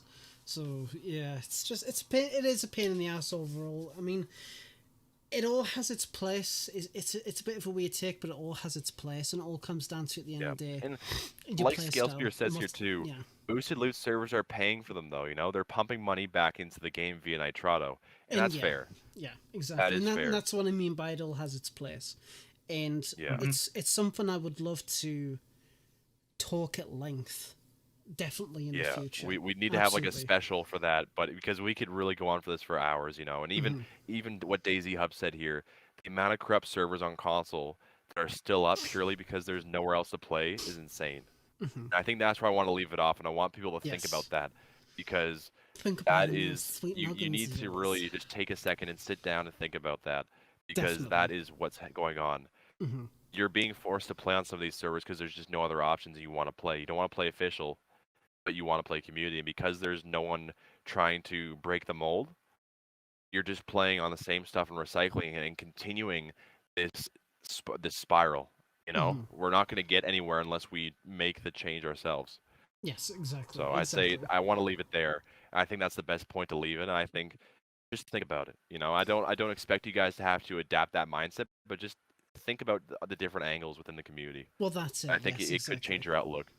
It could change your outlook. Speaking about outlooks, this is a terrible segue, but Armory Forger has now been released, and with it, it comes with a load of new tools, and one of them is the Infusion Workshop. Now, we do kind of want to discuss this a little bit. If DayZ had its own integrated workshop, like Infusion does and Armory Forger does, would it actually be beneficial? Yes, it would be. No, I hope they don't do it. I don't think DayZ should be ported to a full Infusion at all, at least not yet. And that includes the workshop. I've played Reforger quite a bit the past few days, and I'm pretty sure a lot of other people have as well. And whereas, was said, yes, it's early access, which is great. It gives you a good idea of what could be coming in the future. I am not satisfied with.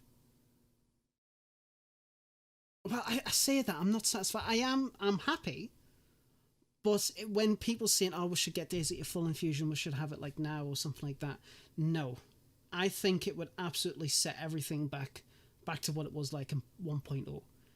I think if Bohemia decides DayZ should get ported to full infusion, it's going to take another 2 years at least, because, and this is slightly deviating from the workshop bit, but I do want to emphasize on this first. So there's a massive step which you have to do to port stuff from DayZ into Infusion, right? And there's a new texturing, a new way to texture your objects. And sure, you can convert your specular gloss to metallic roughness. That's no problem at all. Then you can go on through that. But it all comes like different steps of learning, complete the new tools, and this is the modder side. But with Infusion, stuff is a lot more detailed, and as Dump and I, we went through last night. There's some objects which just one material is 97,000 vertices. That's over 3 times the limit DayZ supports. So people have to go back and redo their stuff. And same with DayZ assets. There's quite a few stuff from DayZ that are on Reforger, but they're redone from scratch. If it ever does get redone, it's going to take another at least a minimum 2 years, if that. That is if For anybody decide, that's played back in the 0.62 days, they know the struggle of changing engines. Please and they don't know the change it pain again and unless it's suffering. ready. Please. Because we lost so many weapons. Imagine if we had to lose all that again and have them re-add that. I just don't think, Yes. considering everything they're doing now, I don't think they would take that fall again. I don't think they would take DayZ that fall wouldn't again. survive. It absolutely No. wouldn't. But in terms of the workshop, because Dump, you have delved into the tools more than I have. I want to hear your opinion on it, because I think you might have a different take on it. I'm not too sure on the workshop side, especially. What do you think, mate? So I agree with Lad, and then I don't agree with Lad. Now, I agree with Lad. DayZ is not ready for Infusion because Infusion isn't ready for DayZ. Everything we love about DayZ would be gone It has no survival mechanics. It has nothing. Literally, Infusion is not ready for a survival game. And it's very clear with Armor Reforger. But hopefully when Arma 4 is coming out, it will be.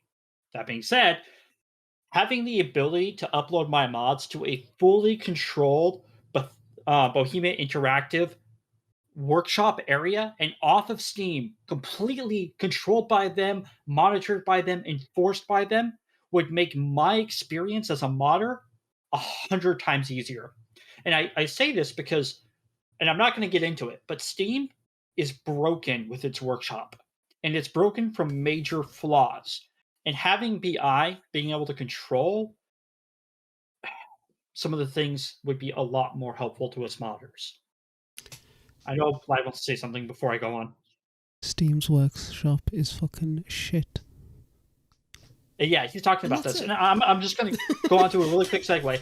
One of my friends, who was a modder, had the Steam Workshop's failures hit him hard. He actually had to pay legal fees to fight to prove he made his mods from a person who was illegally repacking his mods.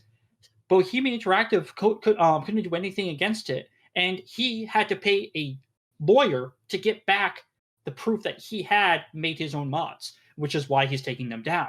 But on a officially Bohemia Interactive supported launcher and stuff, Bohemia Interactive could have helped stop this issue and made it a lot easier for him to actually fight back without legal fees. And that's it. And I mean, don't get us wrong. I feel like the idea of having a like what Armor Reforger have is very, very beneficial. I just think that there needs to be a lot more time for something like that to be developed for DayZ because of the way that it's implemented. Yes, exactly. I mean, if you try to do that with the way DayZ functions now, I don't think it would work. There's just not really a way to do that. So I think once it's developed more, or DayZ does in fact get ported completely in a long time, then maybe definitely. Yeah. But one big thing as well is like the DayZ Hub said, was that if they were to do this, if they were to port Infusion, theoretically, that would phase out last gen consoles altogether. I gave Infusion a go. I played it on the Series X, and I was barely pushing 40 frames on the new Series X console. That was very alarming. And like you were saying, the assets are just so much higher now with their vertices, and I was struggling on a Series X to run it. So that if they were to change it all to Infusion, last gen would not be able to play anymore, and this is a big number, but I think that's like 60% of the current Xbox players are still last gen. So if they were to do that, DayZ would lose a majority of its console audience, and they would be either forced to stop playing or upgrade to the Series X. And not everyone is in a financial situation right now where they could do that. And I know there's the run joke where it's just like, oh, just buy a PC, but not everybody has that option, and especially with Infusion using a certain version upwards of DirectX 12. I was in the DayZ the Infusion modders Discord, as it's been relabeled as, and somebody was struggling to launch Infusion that had a DirectX 12 compatible card, and they couldn't get it up. It kept saying that the engine couldn't be found. It was like really weird.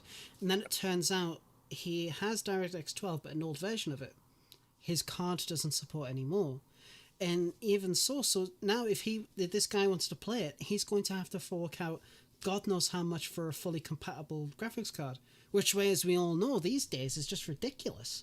Now, I'm not going to sit here and say how they shouldn't do it, because I do think that in order to progress anything, obviously you need to improve on what you have, and trial and error and stuff like that. Yeah, so I do hope that systems do improve and compatibility gets better, but at some points we do have to accept that some things have to be phased out. And heck, there's a lot of people that say that DayZ should be ported in full Infusion. We don't even know that's ever going to happen yet. I mean, it might just stick to what we have right now, and we're just going to have to put up with it and wait for, I don't know, DayZ 2, if that's ever going to be a thing, which, by the way... Yeah, that's my opinion. We have a higher chance of getting DayZ 2 before we do a port. New engine. The RV Infusion hybrid, although it's old, is still trusty. Like, don't get me wrong, it is dated in some aspects, but it's a very solid engine. The RV hybrid. I still think it's a very solid engine. If they were to work on we've spoken about this before, but I've always said that if you have a broken structure and you build something on that, it's going to crumble eventually. But if you have a solid foundation to work on and you build upon that, that house will stay there forever. And I think that the RV hybrid, although there are some bugs with DayZ, in of itself is a very, very solid engine. That Yes. it's been purified over the years and it's been Just to worked out. answer Scalespeeder real quick, I don't think any of us here are saying a internal workshop is a bad idea. I think we're saying that DayZ is not Infusion is not ready to support what DayZ already is. Yeah, that's what we're saying. Don't get us wrong. Sorry to slightly deviate, but it is a very important clarification that we need to make. No. No, we do absolutely. It would be really, really cool if DayZ does eventually have something like that. We just feel like it's not ready for something like that quite as of yet. There needs to be a lot more stuff done to make DayZ compatible with something like that. And heck, if they ever turns out in the future that they can get a similar system with the exact same system that Arma Reforged have a special cross compatibility for mods, that would be great. That would be absolutely fantastic. Whether we think it's going to happen anytime soon, definitely not. Maybe in the future, but I'm not too sure. It could be unlikely. But yes. One big issue too that I'd like to highlight as well, is specifically for the workshop, is it's working on Arma Reforger. You can make stuff on PC and it'll get ported to console and work. But Reforger was made using the new Series X technology, which is very similar to the specs and hardware that you have with a PC. When Bohemia originally released DayZ to the original Xbox, hardware and specs and software was a lot different, so they had to make a full port of DayZ to console edition, which means things are scripted differently. Things are done a lot differently, which means mods may not work if they are made on the PC version of DayZ and imported to Xbox. And no one's really thought about that yet. So what if people tried to make all these mods and stuff ported to Xbox and it doesn't work? Because we've seen it before. Even as an example with experimental, there are things that don't work on the experimental branch of Xbox that work fine on PC. So there's clearly a different programming, which is evident because it had to be ported. But it's just not the same as the new title like Infusion, which is very streamlined between the two platforms. There is a big difference between the platform Xbox One and the PC one. And if they wanted to remake it, they would have to release pretty much a brand new thing from the foundation up, which I don't think would be proper, and it wouldn't be a good use of their assets or their resources. So I think their best bet now would just be able to work with the stuff they have now, and they may have to do some sketchy things like some stuff back end, but there could be a way for them to make it that it would work. But I think in its current state, if you were to try and put a PC model into Xbox, even if we had the Infusion Workshop, I don't think it would work too well. I don't think it would work too well at all. But don't get me wrong, I want that. I don't want anyone to think that I'm like saying we shouldn't have modding on Xbox, because if you've ever watched my streams or if you've ever heard stuff I've said in the past, I have begged for DayZ to add modding to it. I have been on like hand and knee with my hands together in prayer asking for them to add modding. So it's not that I don't want it, but it's just I'm just saying every outcome right now, and this may be very well why they haven't incorporated it yet. So it's just it's my 2 cents. Well, it gives you a different thinking. It gives you a different way to think about it. So for people on console who are like, why isn't there modding? Why haven't we gotten modding yet? DayZ's forgotten about this. This gives you something to think about. Well, that's it. Yep, exactly. But it's overall, it's a really, really interesting path that we as people could witness going down. But DayZ 2042. But yeah. That's funny. Well, and Fabian King, with this new update on 1.18, you will get that. Well, get a lot of that. But moving on. But moving on, yes. In the worst segue possible. I went up glad. So But yeah, moving on though, with 1.18, there was a lot of stuff that was introduced. There was a lot of mechanics introduced, and one thing that we were going to talk about specifically was the change to the positioning of weapons on players. which is really weird, in my opinion. Yeah. So, Lad, Dumpcrow, what do you guys think about that? What are your thoughts on them changing the way it's been after so long? Lad already opened his mouth. I want to hear it. It's a problem that they have that they will never fix at all. Now,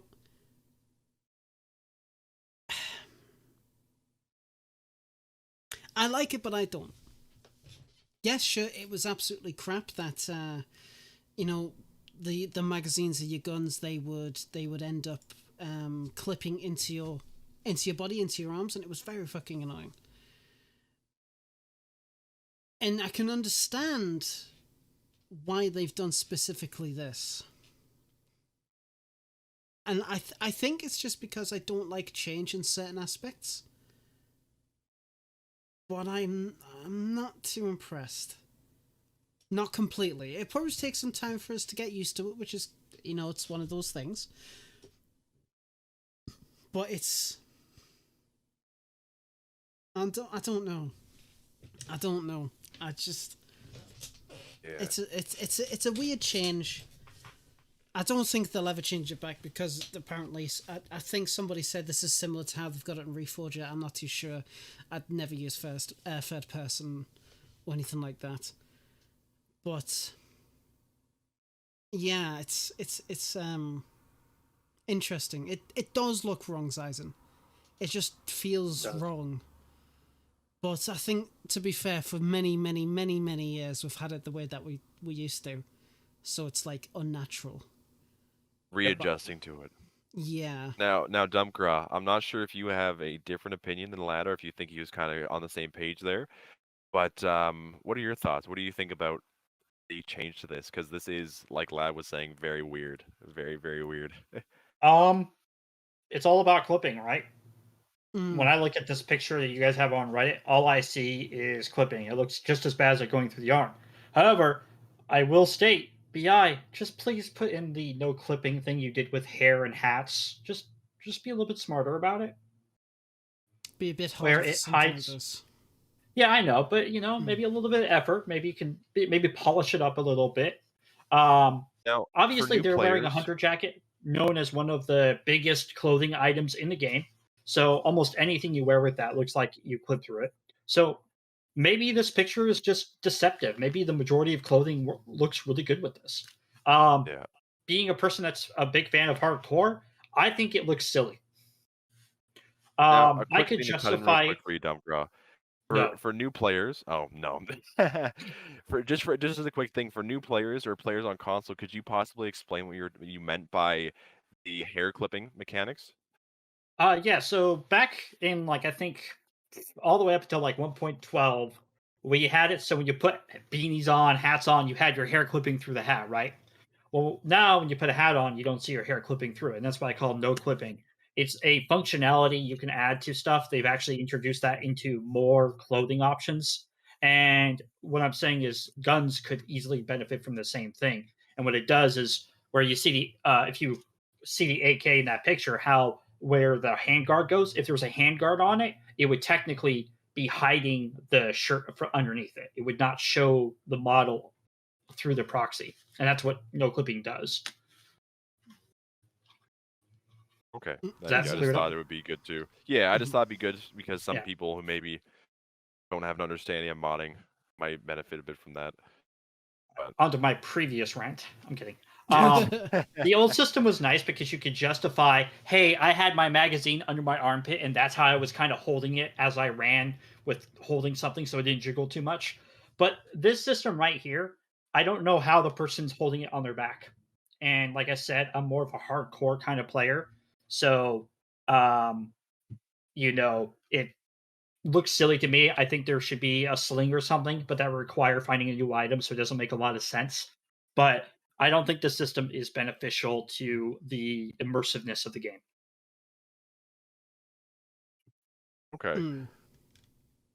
No, it's I don't know. One thing The that stood out backpack to look me, doesn't look and that I bad. don't understood why they didn't do this, but as everyone knows, with the longer weapons, when you sit in a vehicle, they clip through the roof. So why didn't they flip some of those weapons upside down with this new update? 'Cause it's been both PC and console have been saying this.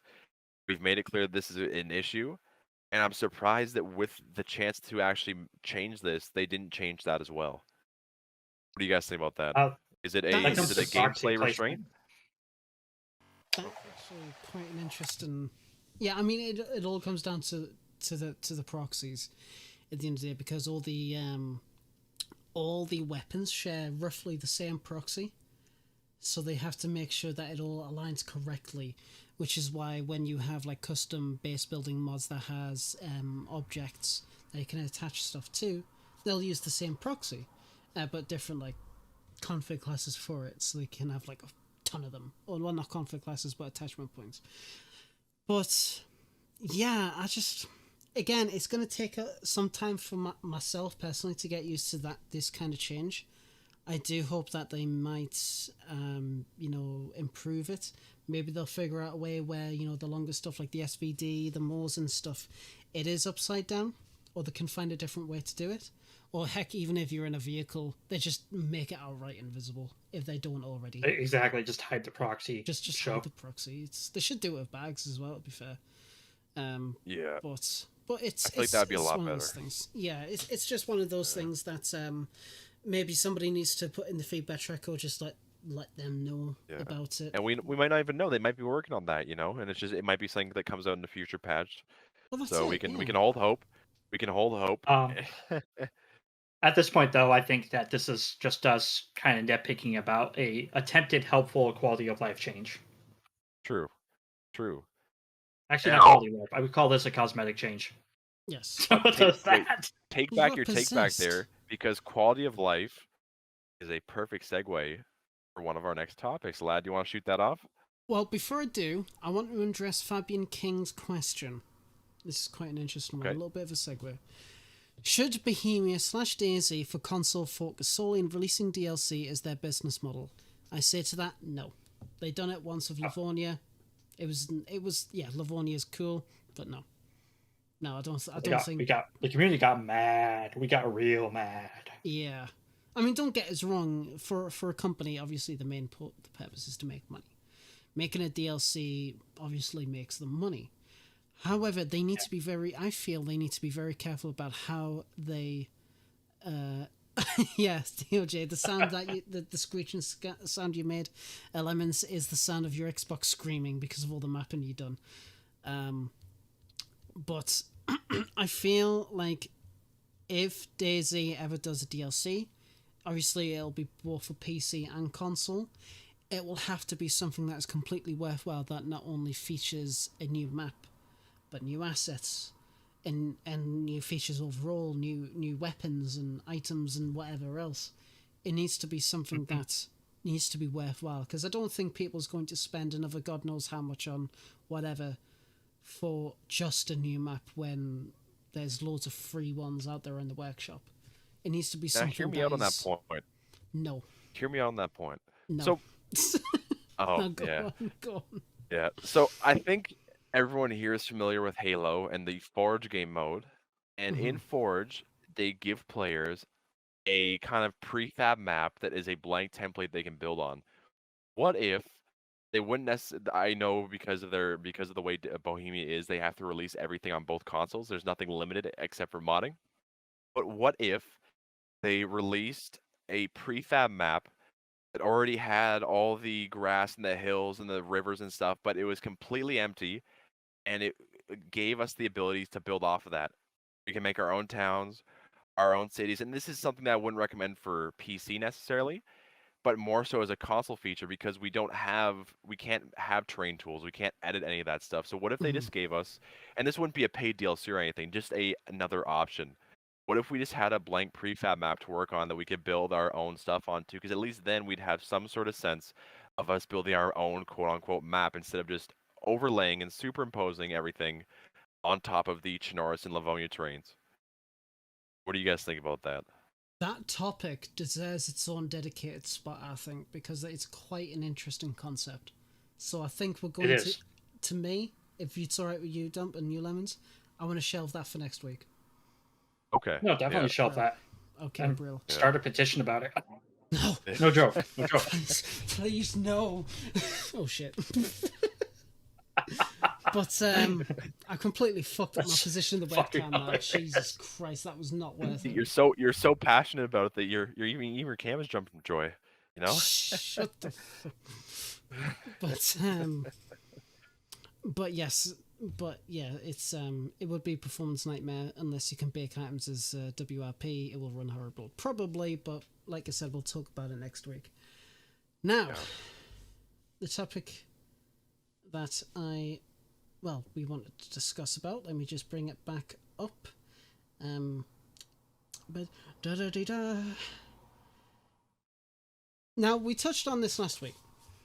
Asmondian's quality of life thread. How many of it actually did get introduced? I can think of one. And that was the armbands. If I can bloody find it. The flag armbands, yep. Craft armbands. What about the sawed-off weapons? And that, yes. So two, okay. You got us there. You also have the dynamic zones. All right. He recommended to make new dynamic zones with multiple objects. That's another one. All right, fucking 3. Our tear gas items. They didn't put tear gas in, but they put something similar to tear gas bombs in. So that's 4. All right, 4. The improvised clock bombs. That's 5.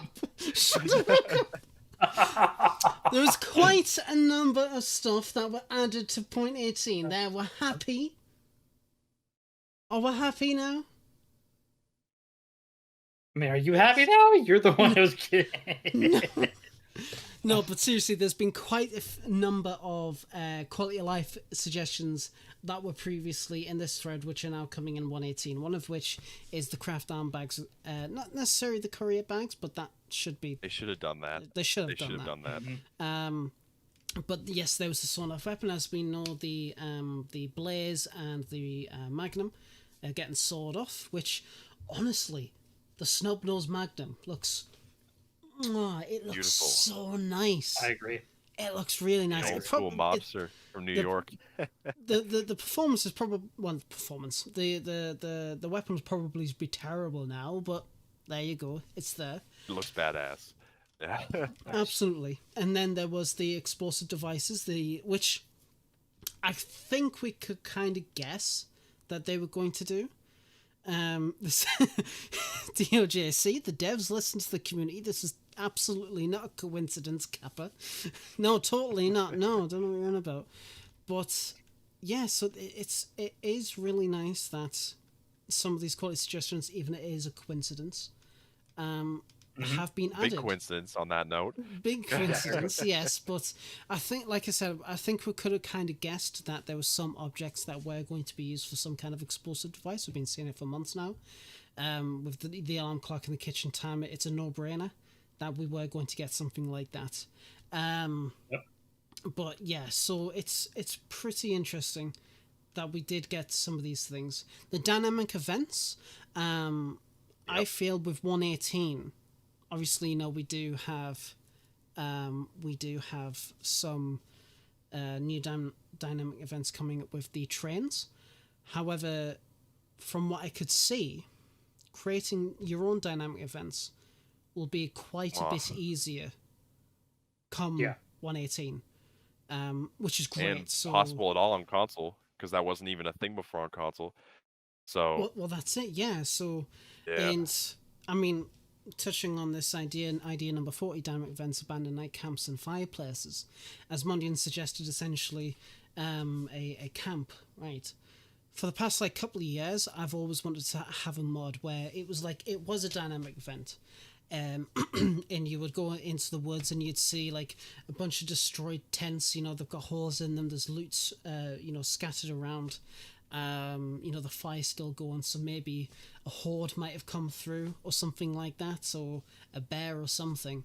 that idea got a little bit more solidified when we got the sounds of the helicopters. I was like, I really should do that, but I couldn't really understand it. But now with 118, it's going to be so much easier to do that kind of stuff.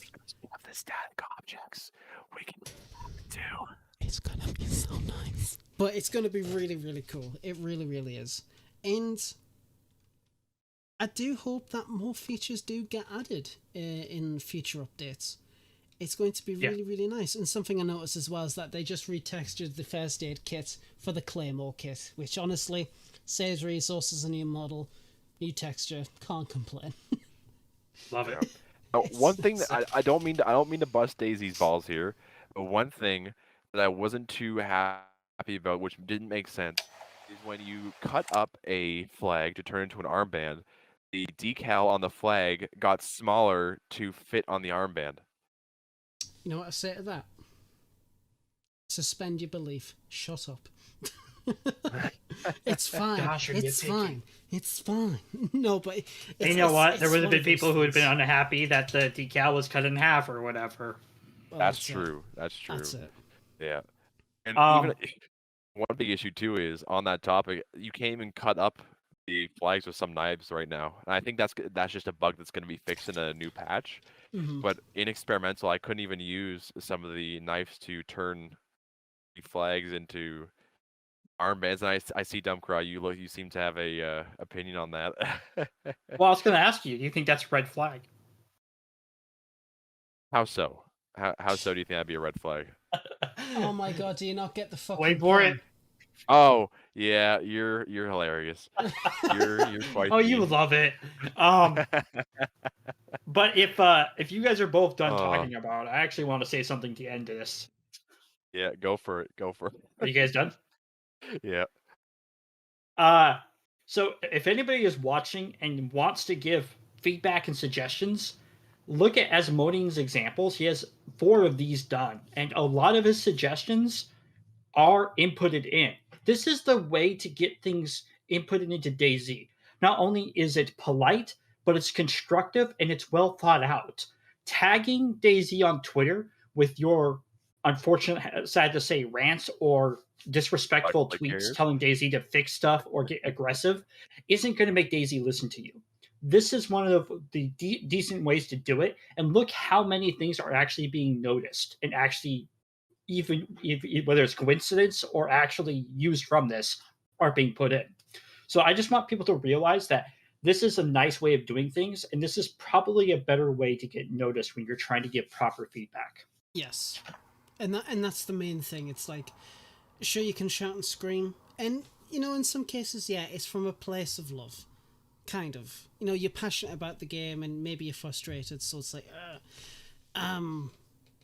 but it's one of those things. Making sure you use that passion correctly. Yes, exactly. Using the feedback tracker, they have completely ignored duping methods for over a year. I don't think it's a case they're ignoring it. I think it's a case that they're trying to figure it out, and it's very difficult when you have 2 to 3 engines in one, and the networking is terrible. DayZ Hub here said the amount of fixed DayZ cars I see on Twitter. Get your bingo cards. It's fucking go. There's got Spaggies. What about Xbox fixed cars? Dead Xbox? Game, stuff like that. Yeah. But to address the whole duping thing, I can count on my hand about 5 ways to dupe that they've removed in the past, 2 to 3 years. Just to let you know, they are working on it. It's not perfect, and we can, for any new viewers, I'd like to make aware, but yes, we talk a lot of positive things about DayZ, and some positive things about BI. But we want to let you know that we are critical of their progress as well. If we think that they messed up, we will openly say they messed up. We'll try and talk about the perspectives a little bit, to try and understand the kind of their stance that they've chosen. For example, going back about the proxy for the weapons. I don't like it. I think it's ridiculous. I can kind of understand why they've tried to do it, but I think it was a bad move. I think they could have done it in a lot better way, but I don't have a way to. Or the broken textures on Xbox. Oh no! It's a feature, right? It's an unintended game feature. Not a bug. It's a feature. Yeah, exactly. Yeah.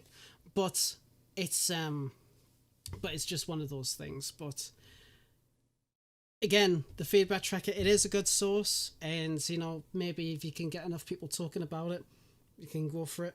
But at the end of the day, it's whatever you decide to do. You gotta listen to this. Liquid Lunch, I hate to cut you off, but he said people should just see cars as an environmental enemy that only aggroes when you sit in the driver's seat. Oh my god. It's like a mimic chest. When you open it, it kills you. Yes. Jesus Christ. But and that's the thing. It's like we love the game, but we know it can be a bit interesting. Special. Let's just say that. Interesting and special. Definitely.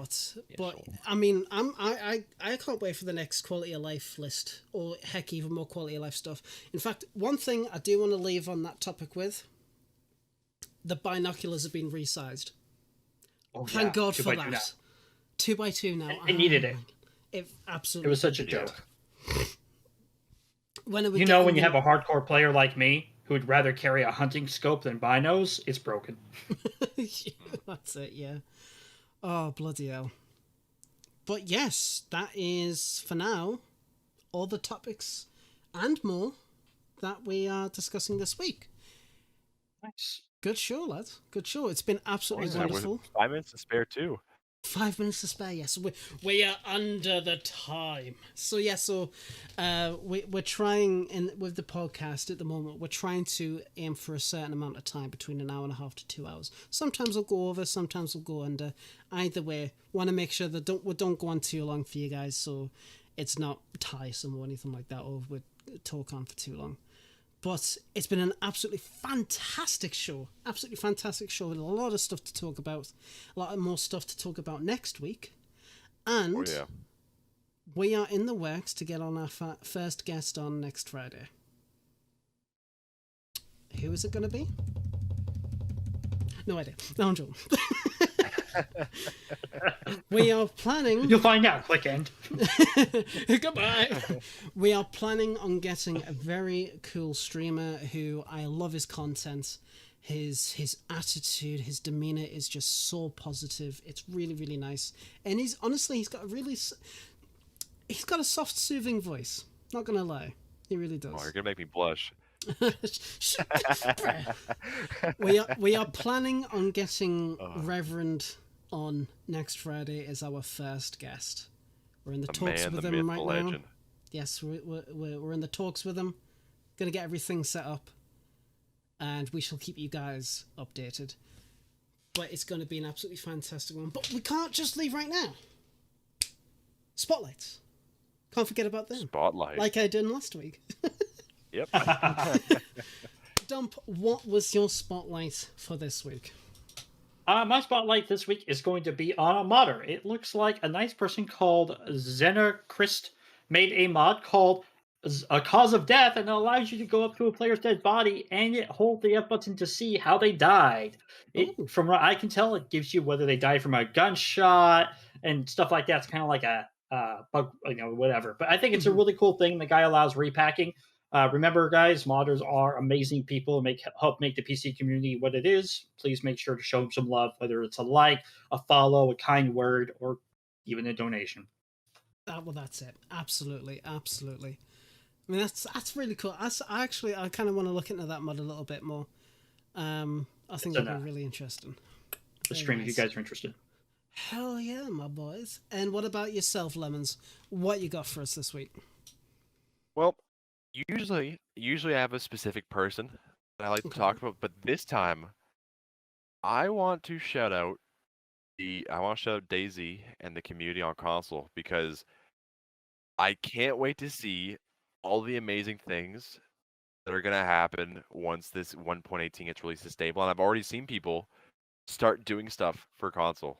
Mm-hmm. So a lot of big things are in the works, a lot of cool things in the works, and I just can't wait. And I can't thank DayZ enough for doing this, because it's something that we've all wanted. So the fact that they listened, they heard our prayers, they saw our petition, they did it. Yeah, 900 signatures. 900 signatures. Like, but they listened. They listened, Nice. and that's all we can ask for at the end of the day. fact that they listen to their community. So my heart goes out to them for doing that. But that's my shout out. Too right. Absolutely fantastic. Mine is actually going to be for the modders who have been moving from DayZ to Armor Reforger. There's been a lot of voice channels going on, a lot of discussions, a lot of chats been going on the past few days, trying to figure out these new tools, cracking them open, and just really experimenting with them and actually seeing how things have been going. And I've been seeing a lot of interesting things, like somebody decided to put a BTR turret on top of one of the Russian vehicles, which works surprisingly, which is fucking great. I don't understand how they've done that, so I'm going to have to learn how to do it. But yes, those guys have been doing absolutely fantastic work, and I can't wait to see what we can do. I really can't wait to see what we can do. I just hope that we can make Winter ever run. That would be sweet. And if anybody else steals that idea, you know what I'm going to do? Absolutely fucking nothing. Apart from praise, yeah, because Jesus. He's being modest. He's going to one-up you. I'm going to put snow on the roofs. No, but seriously, but yes, so those guys have been absolutely killing it, as always. But you guys have been killing it as well. Dom Lemons, you've been doing absolutely fantastic, and our community has as well. You guys are watching more than ever before, and it's really, really lovely to see. And I've seen a lot of familiar faces, names coming into the chat, talking to us, saying some really interesting things that, you know, has raised some quite interesting questions that, you know, I do want to talk about some other time. But for now, we are going to be leaving you guys. It's been absolutely lovely. Thank you so much for coming on. I really, really do appreciate it. And we'll catch you guys same time next week with, hopefully, our good friend, Reverend. Take care, guys. Say goodbye. Bye. Until next time, guys. Take it easy. Bye-bye, you saucy boys. But yes. And that was it. That was episode 105 of the DayZ Podcast. It's been really, really lovely. Thank you so much, everybody, for coming along. I really, really do appreciate it. If you want to support the podcast, go ahead and take a look at the Patreon. We're going to be fleshing out some details to do an after show. We'll announce that when that is going to become more of a thing. We'll keep you guys updated with that. A lot of stuff been coming up in the pipeline. It's going to be really, really cool. It's going to be really nice to see. And I can't wait for your guys' reaction. We've done a poll recently about the Patreon. People seem to support it. There were some naysayers, but that's kind of okay. That's all right. A lot of outreach for the Tuesday stream, which, by the way, was amazing. Was absolutely amazing. We saw some really, really good numbers and some really awesome people come in. And yeah, and you know, if there's any more events like that, both for Fort Armor Reforger at DayZ, we'll be doing the same exact thing, doing live reactions and stuff like that. If that's something you want to see, let us know. I want to try and work out on some more stuff so you guys can represent the podcast in the 87 point, the Survivor FM altogether. I think it's going to be absolutely fantastic if you guys could get yourselves more involved with that. But we'll keep you guys updated. Thank you so much for coming along, everyone. I really do appreciate it. Much love to every single one of you, and I hope you all have a lovely weekend. Take care of yourselves. Have a good one. Bye bye.